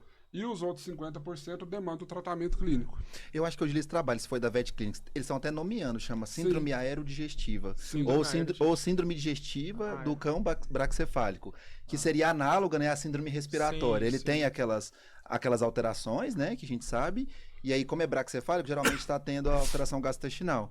Então, saiu um artigo da Vet Clinics falando sobre isso, né, eles estão classificando síndrome aerodigestiva, isso acontece muito. A gente vê o quantas especialidades ali estão relacionadas, né, às vezes chega lá com a síndrome braquicefálico, tem a cirurgia para fazer, mas esquece 80% de chance desse paciente estar cursando com uma afecção gastrointestinal. Sim. E eu já tive paciente, sim, que inclusive você fez endoscopia, você deve lembrar, foi operado das vias aéreas superiores e começou a ter complicações da parte digestiva no pós-operatório. Né? E aí eu sempre falo, né, que realmente essa parte digestiva faz já parte da síndrome, né? Né? Só que é pouco abordado ainda. É uma coisa né? muito recente. Por exemplo, síndrome braquicefálica, os colegas pensam que é só palato e narina fechada. Não tem vários outros defeitos. Depois você vai olhar lá dentro. Aí você pega o laudo, saca os laringes revertidos. Turbinados nasais aberrantes. Tem que modificar a cabeça do cachorro toda, a traqueia. Exatamente. E pensando em braquicefálico, eles já são predispostos à doença gastrointestinal e a resposta já não é das melhores nos tratamentos. E se você for pensar, se é um paciente que tem esse tanto de problema, não vai ter problema só nessa região. Ele vai ter problema no porque sistema é tudo malformação, né? É congênita, é genético. Exatamente. Mas é porque, de uma maneira geral, é habituado a tratar a doença, não tratar o paciente como um todo, né? E acaba que se a gente não ficar atento para esses detalhes, às vezes a gente perde o paciente ou a gente deixa de colher um melhor resultado no tratamento que a gente passou por ter deixado passar batido ali algo que está relacionado ali. Não é o mesmo sistema orgânico, né? Mas que está repercutindo ali. Sim, com certeza. E cada paciente vai evoluir de uma forma distinta, né? Mas uma coisa que a gente vê na prática, assim, é que quanto mais novo, mais jovem o paciente ser abordado cirurgicamente, a recuperação ela é muito melhor. Então, assim, é algo pouco abordado pelos colegas mesmo, essa parte da síndrome dos braquicefálicos. É tipo assim, né? Quando chega o paciente pra mim e fala, não, eu fui no colega e falou assim, é normal, é da raça. Escuta muito isso também. É da raça, é da raça, vai né? morrer assim mesmo. Aí vai pra você depois que ele já teve Não uma tem jeito. síncope, É. ficou cianótico e já tem Não, 6 anos de idade. exatamente. Tão comum, né, que tá quase sendo aceito como uma sim, característica da exatamente, característica da raça. exatamente, como uma característica. Não, todo pug tem isso. Até o próprio coração, por exemplo, ele é afetado. Sim. Né? Então, uma das coisas que eu abordo, antes de operar qualquer paciente braquicefálico, esse paciente tem que fazer no mínimo um ecocardiograma, né? Porque ele pode desenvolver, por hipóxia crônica, uma hipertensão arterial pulmonar e levar a insuficiência cardíaca congestiva direita, que a gente chama de cor pulmonar ali, né? Então, assim, é um conjunto de afecções que leva a outros distúrbios em outros sistemas, né? Uhum. Então, assim, é muito importante e eu acho interessante essa parte da gastroenterologia, porque praticamente tudo afeta, né, o aparelho digestivo, né? Dizem por aí que o intestino é o segundo cérebro, né? E realmente tem terminações nervosas. É igual o pessoal pergunta também nas consultas. Doutor, isso aqui é ansiedade? Ele vomita porque é ansioso? Isso é todo dia também. E existe um viés, sim, comportamental associado. Mas a gente não pode falar, por exemplo, que os animais têm diagnósticos que são dados em nós, humanos, né? Gastrite nervosa, síndrome do intestino irritável, eu já recebi encaminhamento formal de colega, encaminho o fulaninho de tal com síndrome do intestino irritável. E assim, Foi ousado. Eu não sei. Mais de uma vez, por mais de um colega. Ousado. Gastrite nervosa, já recebi formalmente e às vezes Eu já mandei verbalmente. pro psicólogo não resolver. E eu já recebi paciente com tratamento com ansiolítico, inclusive. Então, assim, o que eu costumo falar? Eu acho que isso também é o futuro. A gente tem sim uma relação, não dá para ignorar, né? É tudo um grande eixo. Mas como os animais não são verbais, isso é muito difícil da gente chegar nessa conclusão. Eu costumo falar para o cliente assim, ó, eu não consigo abrir para você um livro, um artigo que vai falar que existe esse diagnóstico na medicina veterinária.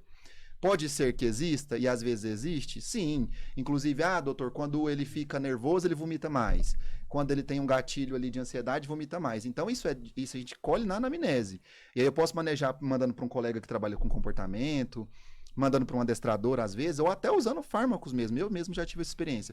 E às vezes melhora, mas não faz milagre, não é a maior casuística. Eu acho que é algo que pode ali estar nos atrapalhando, pensando em doença gastrointestinal.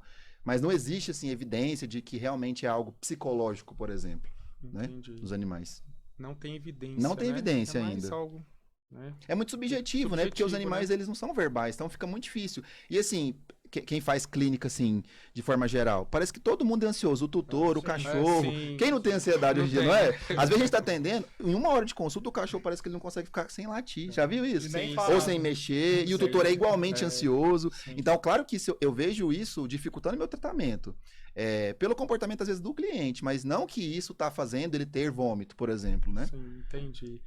Uma das coisas assim que a gente escuta no consultório é que às vezes, por ansiedade, o cachorro vomita pra chamar a atenção do já tutor, ouvi isso né? também. Já ouviu?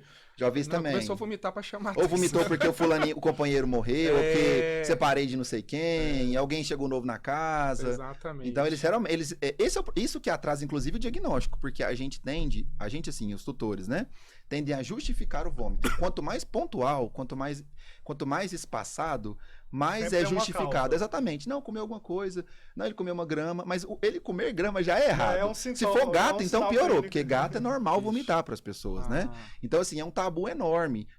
Não, gato vomita mesmo, é normal. E assim, nunca é normal, né? Você vomita? Eu falo exatamente essa pergunta. Eu faço exatamente assim. Ou então outro tabu, assim, que vale a pena quebrar, aproveitando a audiência, né, do podcast. O jejum causa vômito. Já ouviram isso? Não, vomitou Não. demais porque ficou sem comer. É muito comum, às vezes, colega falar isso ou o tutor acreditar não, nisso. isso eu nunca ouvi, E não. o jejum, ele é um Mas gatilho eu quando já o problema ouvi- existe. Mas eu já ouvi colegas falarem isso, inclusive que trabalham com nutrição, Aham. que porque o canino ele come tal hora, então se ele ficar muito tempo sem comer, vai aumentar a produção de suco gástrico. Eu já escutei isso. Eu já vi, assim, situações de jejum muito longo. prolongado. É o refluxo Refluxo biliar, né? né? Refluxo biliar acontece. Então, ali, com certeza, é um fator, né? Aham. Mas a gente justificar que esse vômito foi por isso... O que acontece? O vômito, o jejum, ele é um gatilho quando o problema já existe. Então, por exemplo, os cães foram domesticados. Então, raramente a gente vê um cão que come uma vez ao dia. Até existe, mas geralmente são 2, 3, petisco o dia inteiro. Então, assim, o lobo comia uma vez por mês, sei lá, né? O cão doméstico é diferente. Então, assim, eu até falo pro cliente, se você ficar 10 horas trabalhando um dia, você ficou sem comer, você não chega em casa vomitando. Às vezes tem um desconfortozinho em gasto, mas vomitando não. Se tá vomitando, até falo, procurar ajuda que tem um problema aí. E os animais, a mesma coisa. O jejum, ele é gatilho. Tanto que se aumentar a frequência, muitos melhoram, né? Então, assim, aí tem o vômito amarelado junto, né? O vômito bilhoso. Aí o pessoal acha que é fígado, acha que é estômago. E vômito bilhoso, geralmente, é duodenite. Porque a bile vai ser liberada onde? No duodeno. Se esse refluxo está mais intenso... Se o refluxo está mais intenso a ponto dele ser exteriorizado, o problema geralmente é duodeno. É o carro-chefe de atendimento. Shih Tzu de meia idade, com vômito amarelado, vômito matinal, porque o jejum fisiológico noturno foi um gatilho, seletivo para comer. Então, assim, é a minha maior casuística, né? E essa bile, ela é rica em ácidos biliares, ela volta machucando o estômago todo, né? Então, se não tem uma gastrite primária, que às vezes existe, vem com secundária. É diferente, às vezes o paciente ele não tem duodenite, vem o laudo da endoscopia para mim, aquela imagem do estômago banhado de bile, né? Eu acho que o jejum, ele tende também a fazer um pouco desse refluxo. Mas quando ele é mais potencializado, vem acompanhado da clínica e raça predisposta, eu geralmente vejo isso na duodenite crônica. Não sei se você vê isso, você vê muito refluxo biliar, né? Porque os pacientes estão de jejum para endoscopia, né? Quando os pets menor, parece que isso é mais frequente, né? Nos de porte maior, já é menos comum. E em felinos também é incomum. Incomum, né? Comum. E vocês têm visto uma precocidade nessas alterações gastrointestinais, que antes, que a gente até já discutiu isso da doença inflamatória intestinal, né? Que era de doença de meia idade para frente, agora está acontecendo em qualquer idade. Isso. E vocês, já que vem, né, já responderam aqui balançando a cabeça. Demais da conta. Vocês acham que é muito por conta do estilo de vida atual? Eu recebo muito essa pergunta, assim, eu até tem dono de clínica que fica brincando comigo, Iago, não aguento mais isso aqui, você vai tirar meu dinheiro tudo, porque aí eu falo assim, eu até brinco, quem não tem doença inflamatória intestinal é porque ainda não sabe, todo mundo tem doença inflamatória, é a doença do momento. E assim, falar o que está fazendo esse aumento no número diagnóstico é mais difícil.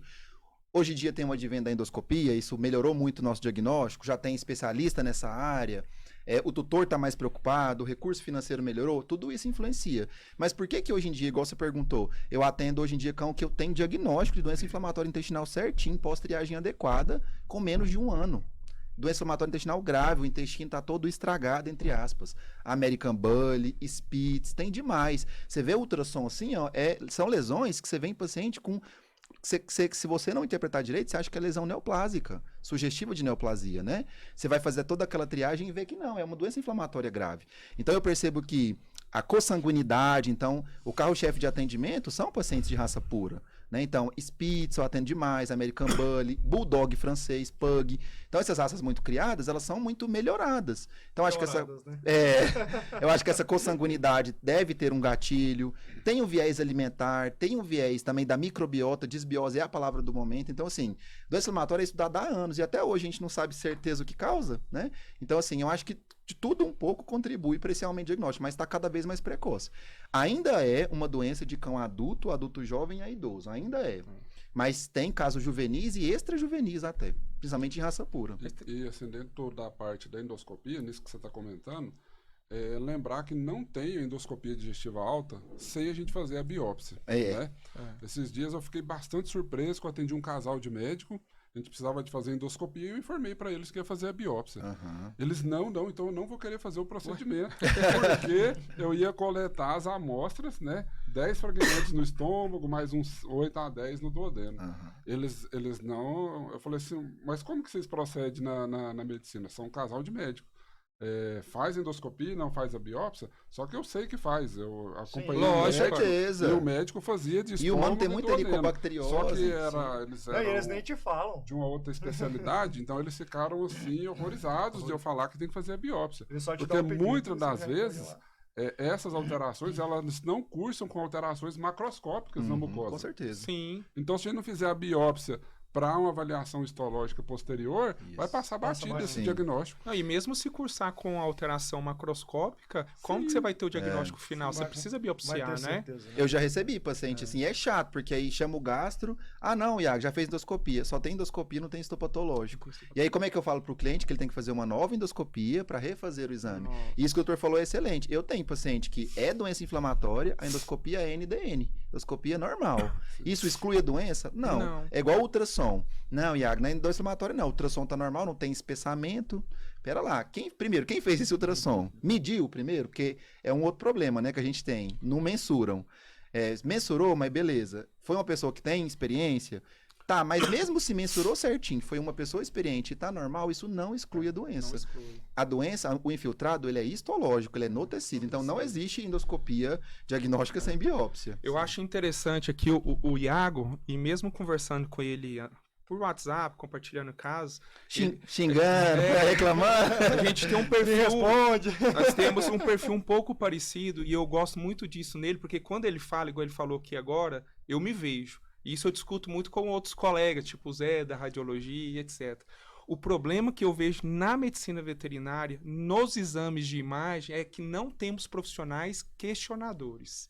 Por exemplo, o fato dele pegar um exame, por exemplo, e às vezes, vamos supor que não foi do Bruno, não estou colocando o Dr. Bruno aqui como preferência, mas ele questionar a veracidade daquele exame que foi realizado de forma adequada, seguindo, às vezes, eu sei que na medicina veterinária falta muito o quê? Diretrizes, né? Que nos ajuda, por exemplo, a endoscopia do Bruno ser igual a do Iago, por A exemplo. endoscopia até existe diretriz, um pouco Existe antiga, já? mas existe. Na Quantidade medicina, de na coleta, medicina. até a pinça. É. Na medicina veterinária. Já Uhum. existe aí, Até ó. o tamanho da O tamanho boca da da pinça de pinça, biópsia Quantidade de padronizada. amostra. Exato. Isso é discutido desde 2010, o consenso Pois da é, SAFA. então assim, o colega ele pega um laudo de radiologia, de ultrassonografia, ele lê só a conclusão, cara. E outra, por exemplo, na minha área eu chego a chorar, porque na ecocardiografia, cara, você pega o laudo e beleza, você lê o quê? Mas quando você olha a imagem, velho, você pergunta como que esse candidato conseguiu essas Vê isso, né? medidas. Que conseguiu Você ver isso. entendeu? Então, assim, eu imagino a quantidade de possibilidades de erros técnicos que pode existir numa endoscopia digestiva, num exame de ultrassonografia. E sem contar, para ultrassom, que é algo que é rotineiro, a velocidade, né? Porque às vezes a pessoa tem 20 ultrassom no dia, e aí um é aqui, outro é do outro lado da cidade, ele vai lá e faz 5 Exato. minutinhos. Cara, ultrassom, tudo, mas ultrassom é patologista clínico. Tem que ser gente boa. Tem que ser de E assim, é confiança. chato isso, mas se eu vejo, dependendo do laudo, se eu vejo lá quem fez, eu leio diferente. E assim, é uma rotina. E isso acho que é uma coisa negativa do atendimento volante. Porque, por exemplo, se eu vou na clínica X, ele já tem o parceiro dele, eu não posso escolher quem vai fazer a ultrassom pra mim. Então tem que ter um certo jogo de cintura. Eu sou bem tranquilo com isso de forma geral. Eu quero ainda ser mais incisivo nas minhas condutas. Por incrível que pareça, eu ainda sou mais tranquilo. Mas tem exame que eu vejo assim e penso, não me ajudou em nada. Não me ajudou em nada. E como é que eu solicito Às pro vezes mais cliente? atrapalhou, né? E como é que eu solicito pro cliente um novo ultrassom, sendo que ele já fez um primeiro, sem falar que não me ajudou tanto? Hoje em dia eu já falo assim, olha, será que se a gente puder um ultrassom de retorno, porque, por exemplo, chamou o gastro para atender e não tem mensuração nenhuma de trato gastrointestinal, não viu o pâncreas, não mensurou a parede da vesícula biliar, o que eu tô fazendo ali? Né? Sim. Eu penso de jeito. Então, assim, várias vezes, não é uma nem duas, descrição das alças intestinais no ultrassom, norma espessada, peristaltite, não sei o quê. Eu vou lá e olho as imagens, tudo espessado, e às vezes muito. Então, assim, não é porque tem variação de referência, porque isso existe. Mas se você viu lá um duodeno de 0,6 centímetros, independente do quilo, pode ter 30 quilos, pode ser um dog alemão. Tá espessado. É claro que a gente não se apega a isso, porque isso é um parâmetro, né? É um parâmetro. Mas, assim, isso me ajuda a conduzir, porque o problema é meu, né? Então, assim, eu vou ter que pegar o exame de sangue, as bioquímicas que tem, o ultrassom, a resposta terapêutica, eu vou ter que montar esse quebra-cabeça e resolver. Se essa primeira parte eu fico na dúvida se realmente estava ou não estava, isso me atrapalha. Por exemplo, para a escolha de biópsia. O ultrassom, ele é um forte, assim, aliado. É a muscular que está espessada? A gente sabe que a pinça de biópsia endoscópica não chega na camada muscular.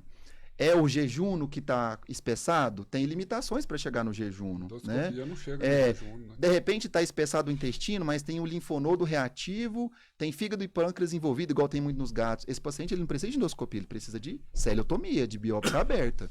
Então, várias vezes eu já fui atender caso, principalmente neoplasia associada a muscular. O estômago, ele está 2 centímetros a parede. A referência é 0,5. Muscular espessada, linfonodo reativo, perdeu estratificação, fez endoscopia, veio inflamação. É claro que veio, não chegou na Tá camada do inflamado. problema. E já aconteceu, fez uma primeira endoscopia, paciente meu, veio como doença inflamatória. Beleza, falei, olha, isso aqui eu faria uma biópsia aberta. Não, vamos tentar tratar com esse resultado, tal, porque inflamação sempre tem. Tratei como gastrite crônica, não evoluiu bem, foi para biópsia aberta, era uma neoplasia. Nisso eu perdi 2 meses.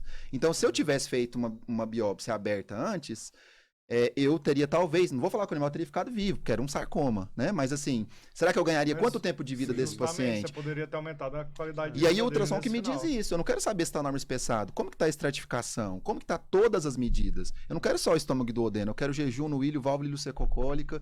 Então, assim, quando eu vou em local, que a gente vai aprendendo, né? Que eu sei que não tem isso, eu já faço um encaminhamento para dar trabalho para a pessoa. É porque o seu resultado, ele depende Isso. totalmente, né, do exame de imagem. Mas- É o que eu costumo falar às vezes para os tutores que chegam para mim. Normalmente eu não realizo consultas cardiológicas de exame pré-realizado Tipo, pelos eletro e colegas. eco feito já, né? Não faço. E isso aí eu deixo bem claro. Por quê? O eco, ele é um exame 100% operador dependente. 100%. E, por exemplo, para um determinado paciente, eu posso obter vários índices que vai me dizer a mesma coisa, que às vezes para o outro colega que fez o eco, É outra vez. ele vai falar, não vou fazer isso, porque eu acho que não é importante, você entendeu? Então, eu já peguei muitos diagnósticos que, às vezes, se o colega tivesse ficado mais tempo ali procurando outros cortes, outros índices, ele chegaria no diagnóstico, você entendeu? Agora, exame de imagem de abdômen. O cara faz em 10 minutos. Você acha que ele vai querer aumentar o tempo de exame dele para agradar o Iago? Então ele tem que realmente ter um ultrassonografista da confiança dele, que na hora que o paciente ficar, ixi, é do Iago. E que sabe né? que ele gosta de fazer. ué. Isso. Porque senão não vai, moço. O cara Não, não vai assim- aumentar o tempo de exame dele para te atender a sua E necessidade. uma Exatamente. vantagem do especialista, tem um estudo da Inglaterra, esse é um estudo antigo, em humanos, que mostram que 80% dos exames pedidos em humanos são desnecessários. Então, e lá, como não tem implantes, não tem plano de saúde como aqui, não tem SUS, é tudo muito mais particular. E isso acontece na nossa realidade aqui. Muitas das pessoas fazem aquele tanto de exame que não serviu para nada e na hora de fazer o tratamento não faz. Então, o especialista, ele vai, eu, por exemplo, nas minhas condutas, se eu tenho dúvida, eu falo, vou esperar o Iago, não vou pedir exame nenhum. Depois que o Iago passar pela conduta, ele vai pedir os exames. Aí a gente faz para colher uma vez, não gastar 2 vezes, que aí você faz um agora, semana que vem você faz de novo, e aí você vai falar que eu te pedi exame desnecessário. Isso. Então, assim, eu acho que vai muito da conduta do veterinário também, né? Isso não do veterinário, mas de profissionais em geral, né? Até porque tem muitos colegas que ganham por comissão, né? Então, por volume, né? Então, às vezes, pede muito exame para ganhar em volume, mas o especialista está aqui para isso, para ajudar a gente e reduzir também o custo do tutor, né? Ser mais assertivo, né? Pedir o que Justamente, realmente vai mais ajudar, né? assertivo, Exato. É igual troca de dieta. Eu morro de raiva, só que eu não posso falar nada, né? O clínico vai me chamar, aí ele troca a ração do cachorro e minha consulta é na semana que vem. O tutor comprou um saco de não sei quantos quilos. Aí você tem Pra que na trocar de consulta eu novo. falar, é outra ração. Mas é demais isso, gente. imagino. Porque aí o clínico quer passar a gastrointestinal, por exemplo. E na verdade eu queria fazer uma triagem com a hipoalergênica. Enfim, quem tem que decidir isso, na verdade, é o especializado, né? A pessoa que trabalha com isso. Então, tá melhorando. Às vezes eu até falo, doutor, troca a ração. Não, espero chegar que eu te ajudo. Dá uma segurada aí. Porque às vezes a pessoa troca e manda o caso pra mim. Eu quero fazer uma triagem alimentar, tem que fazer, na verdade, e não consigo, porque o tu acabou de comprar um saco e é caro, né? Rações terapêuticas são caras, ou às vezes dieta natural. O cara acabou de passar para um nutrólogo, formulou ali uma dieta Já natural. mandou fazer os pacotinhos de Já que tá comida tudo lá na tudo. casa dele, manda até a foto. Não, tá tudo aqui, doutor. É difícil de abordar esse tipo de tutor, né? Porque o gasto, mexeu no bolso do tutor é complicado. É um gargalo, né? Vai ficando limitante, vai né? ficando À medida limitante, que passa num colega, passa Passa no no outro, outro. tantos Isso. exames, né? Mas não tem coisa pior. Eu acho que às vezes vocês não percebem isso na gastroenterologia, mas na cardiologia a gente vê muito do paciente que tem um diagnóstico, às vezes pelo clínico, não fez um exame específico, né? E ele vem tomando remédio há muitos anos e eu tenho que dar a infelicidade Nunca ou felicidade de precisou. falar que nunca precisou. Cara, aí é doído. Cara. Nunca precisou desse inibidor de doído. ECA? Tipo assim, igual eu viajo às vezes no interior do estado, né? E aí tem algumas condutas, tipo, não, vou passar esse remédio aqui, isso aqui previne, tá? Furosemide, Não, previne. isso que vai prevenir, né? É Prevenir, é. complicado, né? Nossa, Então, o paciente assim, tá tossindo, eu acho que pode ser coração, vou passar uma furosemida. Não faz um nada, não faz mais um ausculta. Não vou falar de exame, não. Não ausculta. né? E o atendimento volante é nisso. Acho que a gente tem um prazo, né, pra fazer volante. Você já que Sim, começou no volante, sim. agora está mais fixo, eu acho que é isso. Pensando em atendimento clínico, né? Tem um prazo, porque realmente uma hora satura. E quando, igual eu me propus a pulverizar meu nome. Então eu vou, se você me chamar em qualquer lugar, eu vou. Então, assim, desde do consultório, no PET, algum lugar, na casa do cliente, até um grande centro. E aí a gente vê níveis, né, de disponibilidade de tudo, recursos, e de, às vezes, uma equipe, né, às vezes o caso está internado, uma equipe é de um jeito, a outra equipe é de outra, às vezes vem já medicado, o medicamento mais está atrapalhando do que está ajudando. Então, acho que esse é também tem, claro, a parte positiva do atendimento volante, mas tem essa parte ruim. Então, acho que tem um prazo ali pra gente ser volante, assim, de forma mais pulverizada, para depois eu canalizar meus clientes. Né? Com certeza, com certeza. A gente até comentou no podcast passado de tempo de atendimento. O Paulo critica o meu.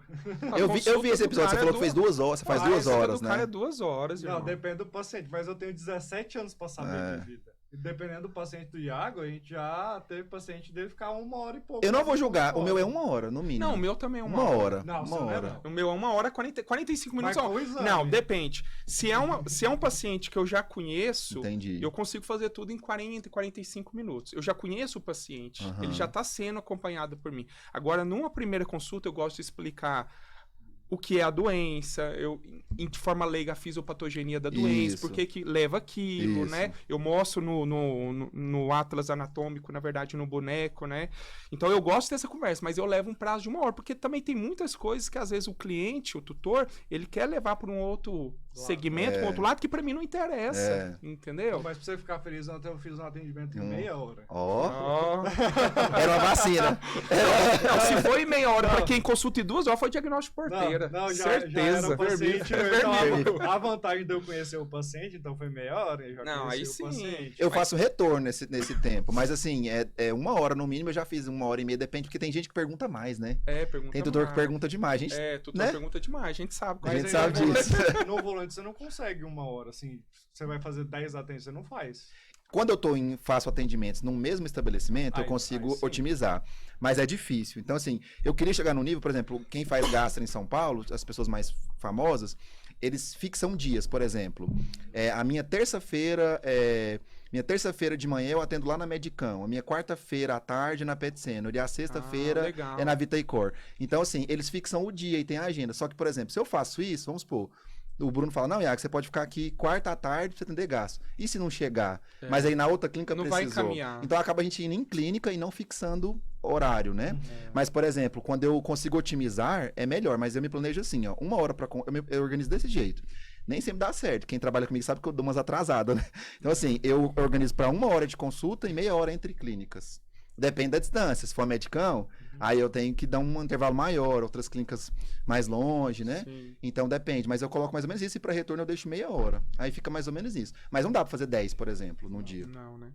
Aí é complicado mesmo. Até mesmo pelo deslocamento, né? Pelo trânsito. E trânsito, exatamente. Trânsito isso consome demais a gente no atendimento volante. Não, sim. Essa questão do deslocamento, até eu pensando aqui.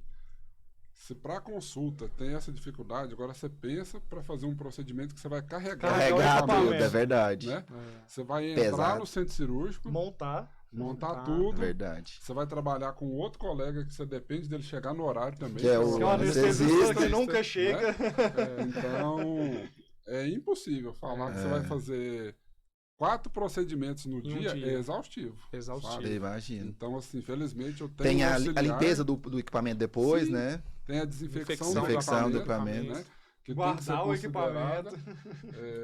O equipamento não pode ficar na mala, porque ele pega uma memória ali, ele danifica com o passar de pouco durabilidade tempo, é reduzida, né, Bruno?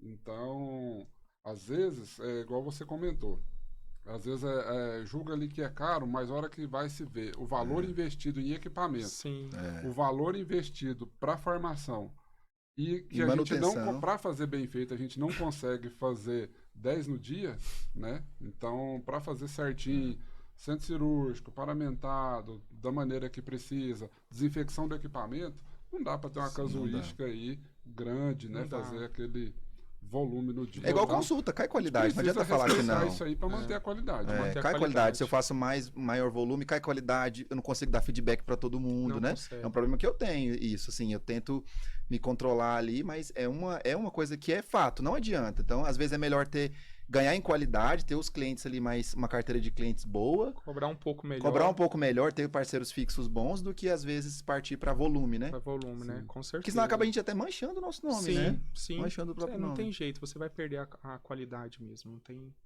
né? E essa parte de exame também, que o Bruno falou aí de aparelhos, sempre carreguei muitos aparelhos, né? E a gente sabe que tem aparelho que não foi feito para isso, né, Bruno? Igual não foi feito. Entendeu? Tipo, por exemplo, o endoscópico do Bruno, por mais que ele pediu para fazer uma adaptação toda, né? Muito chique, etc. A durabilidade do aparelho dele vai reduzir. Você entendeu? Vai reduzir, não vai ter. Sem contar risco de acidente, Sim, quebrar. roubo, né? sim. Tudo, né? Então, assim, por detrás do que você está recebendo, o profissional, às vezes o colega não sabe o investimento que tem ali, né? E nessa semana passada eu atendo muito médicos mesmo, sabe? Eu também. E eu gosto, sabe? Eu também. Gosto. Independente da especialidade, sabe? E eu atendi um casal de médicos que um era ginecologista, né? Só que ele também é ultrassonografista, né? Da parte de GO. E a hora que ele viu meu aparelho, e o meu aparelho realmente é o último da Samsung, né? Eu investi uma boa grana nele. Ele falou, cara, você usa isso em animal? Eu não tenho coragem de usar o desse. Ele falou pra mim que não tinha coragem, que é muito investimento pra pouco retorno. Ele falou isso pra mim, cara. Eu me senti feliz, porque, por exemplo, meu aparelho tem estruendo cardíaco, foi algo até que eu estudei no meu mestrado, que não tem total aplicação ainda na veterinária, que tá sendo, até na medicina tá sendo muito estudado ainda, tá em ascensão, né? Mas assim, o meu objetivo, por exemplo, eu não tinha por que trocar o meu aparelho anterior pra esse. Mas tem a questão do fator, por exemplo, de conquista, de você realização pessoal, de realização pessoal, de você trabalhar com um aparelho melhor, você conseguir imagens melhores, qualidade, entendeu? Então, assim, processamento melhor. E uma das coisas que eu notei, uma vez que eu diminui bastante meu atendimento volante, é a questão da durabilidade mesmo do aparelho, entendeu? Então, assim, querendo ou não foi feito. Por mais que ele é portátil, mas ele não foi feito para poder sair de uma clínica e ir para outra, né? E é caro, cara. Uma sonda, um transdutor danifica, cara. É uma dor. E fora o transtorno, né, que gera pra Você gente. perde em não fazer aquele exame, porque tá na manutenção, que tá né? na manutenção. Então, assim, é difícil, né? Mas aí, pra gente praticamente terminar, eu queria pegar dois relatos aí, do Bruno na endoscopia, do Iago na clínica. Tem uma pergunta polêmica que eu combinei com o Iago. Então pergunta primeiro, depois eu... Não, vamos fazer essa não, deixa quieto. Tem mesmo? Não, essa é muito polêmico, vamos... Então depois você me conta, Bruno. Iago, você vai perder o patrocínio. Não da Droga Vet, é o patrocínio. Não é nada com vocês, viu, Droga Vet? Eu queria saber, Iago, a gente praticamente já estouramos aqui o horário. Qual é a dica, o que você falaria hoje para uma pessoa? Vamos imaginar o cenário que você não é de Goiânia, não tem nenhum médico veterinário na área de gastroenterologia. Se sinta você lá atrás, uns 2, 3 anos atrás, você perguntando para alguém que você admira na gastroenterologia lá em São Paulo, por exemplo, e a pessoa falar assim, Iago, tô pensando em iniciar nessa área de gastroenterologia. O que você transmitiria a essa pessoa? A esse colega? Isso. É mais ou menos o que eu já falo para as pessoas que me perguntam, né? Que têm vontade. Eu acho que é uma espécie, como eu disse, está em ascensão. Muitas pessoas estão vendo a gastro como uma possibilidade. E eu acho assim, se a gente quer alguma coisa, a gente tem que correr atrás, né? Aquela coisa que parece clichê, mas é isso mesmo. Não é fácil para ninguém, nunca foi fácil. Imagina se lá atrás o Dr. Bruno fosse, fechou as portas aqui para mim, o médico, não tô vendo endoscopia e por isso eu vou parar. Então, assim, eu acho que a gente tem que, se a gente quer mesmo, a gente precisa buscar aquilo. E se a gente persistir, eu acho que tudo coopera para dar certo, cara. E, claro, tem que estudar, né? Porque as coisas não caem do céu. E a dica que eu dou é assim, se possível, às vezes, acompanhe um profissional, se tiver disponibilidade, faça um curso na área, mesmo que seja remoto, pergunte a alguém que já está exercendo a especialidade, se essa pessoa existir, né? Igual no meu caso não existia, então se existir, acho que já vale a pena. Tem que estudar, não tem como, né? É uma especialidade muito clínica, casa com outras especialidades. E uma dica que eu dou, assim, principalmente para recém-formado, evite ir direto da graduação para a especialidade. Se possível, faça um pouco de clínica geral. Tem experiência, Sinta a né? clínica, né? Sim. Porque aí faz diferença um especializado, um especialista, né? Que sabe clínica geral, pelo menos Claro. o que vai influenciar na especialidade dele. Não estou falando que para um gastro ele tem que saber dermato, por exemplo. Mas é importante saber um pouco ali de doença endócrina, de doença cardiológica, enfim. Então, acho que ter um pouco de base de clínica geral, não desistir, se especializar sempre, eu acho que é o caminho. Ótimo, então, muito bom. Então, é isso. E Bruno, o que você falaria aí para alguém que gostaria de iniciar na endoscopia, não somente na endoscopia digestiva, né, mas na endoscopia no seu cenário total aí? Inclusive, uma das pessoas, não lembro, Bruno, se naquela época eu te acompanhava, se você já fazia endoscopias respiratórias, mas querendo ou não, parte, com certeza, por eu hoje atuar na parte de endoscopia respiratória, foi grande influência do Bruno, porque o mundo da endoscopia é muito bonito. Uma pessoa que nunca viu um exame de endoscopia, vê um estagiário, Vê por dentro, né? fica encantado, cara. É encantador. É verdade. O exame é lindo, é maravilhoso, né?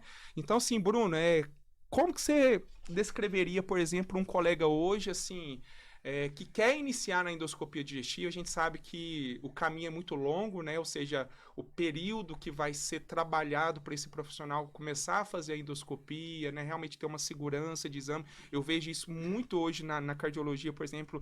Tem colegas que já terminou a pós-graduação, eu vendi aparelho para essa colega em questão, e até hoje ela não teve ainda a coragem de iniciar a atividade com aquilo porque se sente insegura, né? Porque só o desejo não adianta, né? Exatamente. A pessoa tem que estudar, ela tem que praticar, ela tem que, se possível, andar ao lado de um mentor, né? Sim. Como vocês dois que já atuam nessa área. Mas assim, qual que era a dica que você daria hoje para uma pessoa que quer iniciar Cara, a nesse minha campo? visão da endoscopia é que ela é o futuro para nós, né?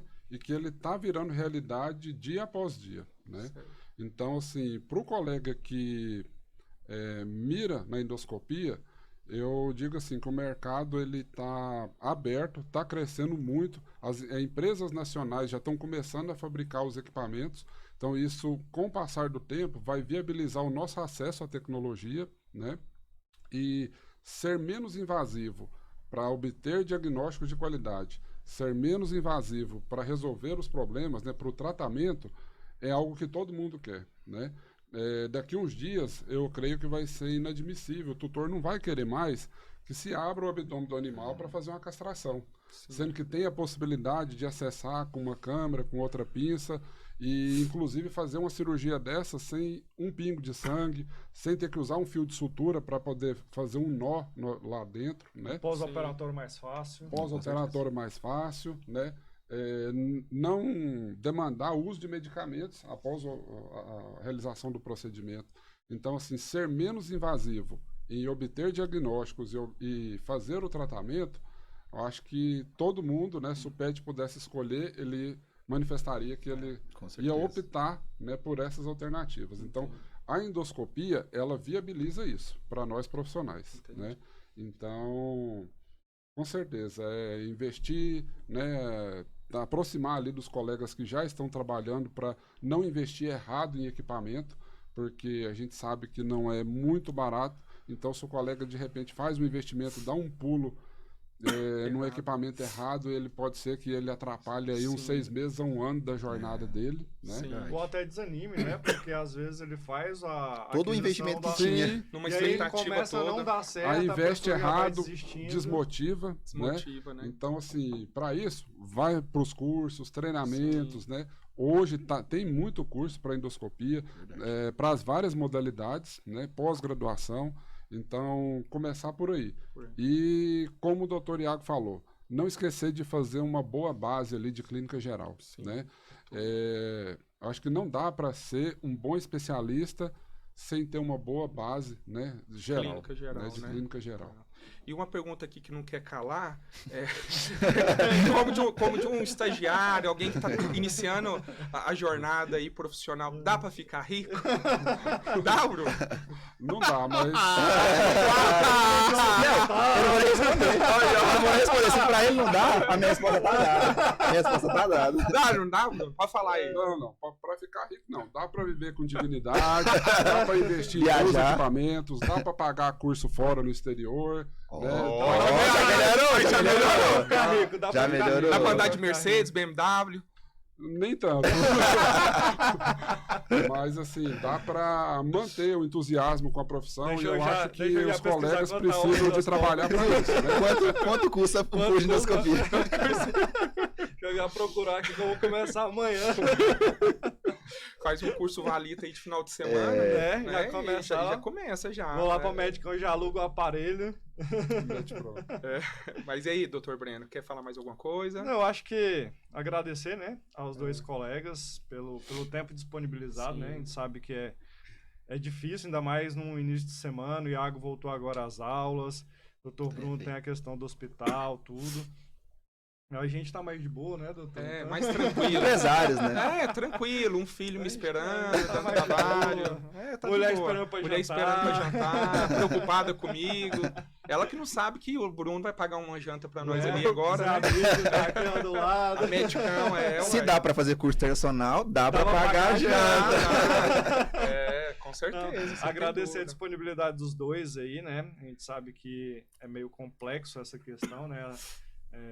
É difícil arrumar tempo, né? Pra gente ter esse tipo de produção de conteúdo, né? Então agradecer os dois aí. As portas estão sempre abertas, Com né? certeza. Então acho que a gente ainda tem muita coisa a conversar, inclusive perguntas polêmicas.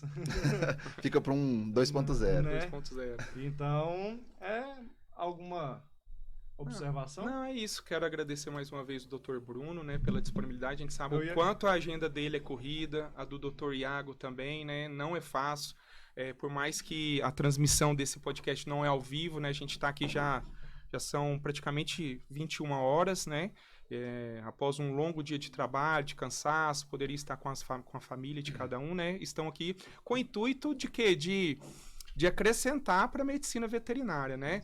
Então, assim, eu acho que a meta do Dr. Iago, do Dr. Bruno, né, é acrescentar, trazer o conhecimento deles como bagagem para aqueles que anseiam a especialidade ou a medicina veterinária geral, porque às vezes quem está assistindo aqui tinha um anseio de querer ser e aí falou, não é isso que eu quero, né? E outros já falaram, não, é isso que eu quero. Às vezes nunca teve contato com o Dr. Bruno, nunca teve contato com o Dr. Abre as Iago, portas, né? E abre as portas, né? Entende? Tem colega que às vezes, eu acredito que tem colega que nem saiba que existe um profissional que atua na sua área. Verdade, também acho. Né? Eu acredito isso, né? A endoscopia já tá um mais pouco difícil. mais, né? O Bruno, por exemplo, deve ter mais de 10 anos tranquilo, né, Bruno? De endoscopia, muito mais, né? Inclusive tutores, né? Que assistem também. Sim, que não também, sabem que leigos, existe. né, que são pessoas leigas, não sabem, por exemplo, né, é interessante um tutor ver isso aqui, por exemplo, ao ingerir um cachorrinho, ingerir um corpo estranho, vai falar, nossa, eu vi aquele podcast, eu vi que tem a possibilidade de extrair, tentar retirar esse corpo estranho sem passar por uma cirurgia, né, mais invasiva, que vai ter um pós-operatório, etc. Então, só tenho que agradecer aí o tempo de vocês, tá? E é isso aí. Eu ia trazer uma cerveja, Bruno. mas o Paulo não deixou. De verdade, eu fiquei lisonjeado com o convite de vocês, né, para vir a gente conversar um pouquinho aqui sobre endoscopia, gastroenterologia, né.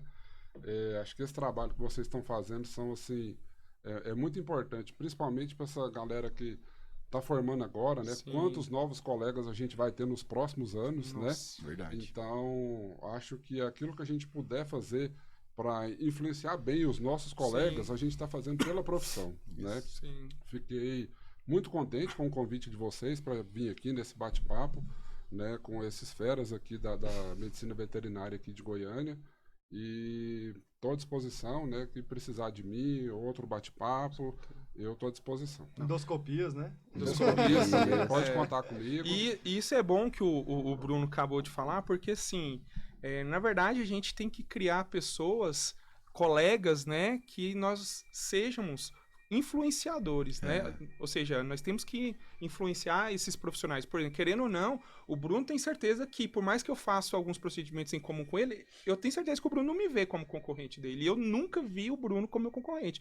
Eu tenho gratidão por ele, entendeu? Por exemplo, eu lembro que meus primeiros passos foram lá na clínica dele, ele me dando todo o aporte, né? Eu lembro que, por exemplo, no segundo período, eu queria já ver a clínica. Ele me colocou dentro do laboratório. Não, você vai começar aqui, vendo lâmina, contando aqui, E eu não queria, falei, Pela não, vou base, voltar né? não. Eu falei, não, vou insistir mais um pouco. Voltar, não. Vou voltar mais.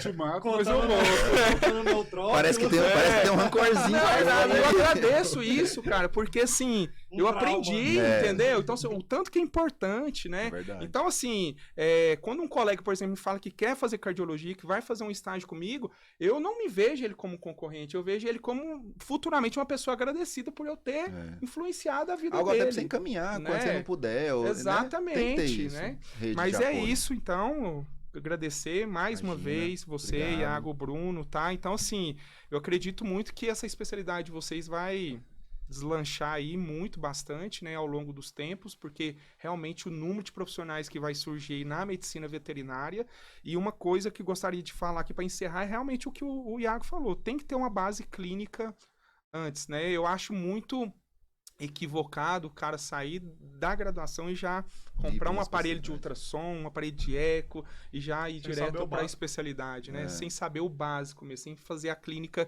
como o Bruno sempre falou para mim, né? O arroz com feijão bem feito, né? Clínica de verdade, É, né? A medicina veterinária de O cara não verdade. precisa ser um grande clínico, mas pelo menos o básico, né? Um diagnóstico de uma hemoparasitose correto. Não, é realmente uma hemoparasitose, né? Ou seja, é um problema parasitário, seja até mesmo para poder encaminhar, né? Encaminhar para o colega certo, né? Isso. Então é isso, Breno, que eu tinha para falar Então, agora. muito obrigado, pessoal. Obrigado. Até a próxima. Esperamos que vocês tenham gostado desse episódio. Não se esqueçam de se inscrever, compartilhar, curtir, pedir para a família assistir, tá? Deixar seus comentários aqui. Pode Os deixar alunos. pergunta que a gente vai tentar. Responder. E meio ponto para os alunos do Isso. Do Iago. tá? Então tá, isso aí. é pra Quem ver. assistir até o final, dê um like lá, vai ganhar meio Uma pergunta ponto. secreta aqui para os alunos. Qual que é? Não, tem que falar uma Uma palavra-chave. palavra-chave. Que é gastrite crônica, a palavra-chave. Então, beleza. Gastrite Ó, crônica. gastrite crônica, quem assistir até o final, Coloca nos comentários. coloca nos Coloca nos comentários que comentários. vai ganhar meio ponto. É Meio ponto. Isso. Então, beleza, gente. Tchau. Valeu. E aí?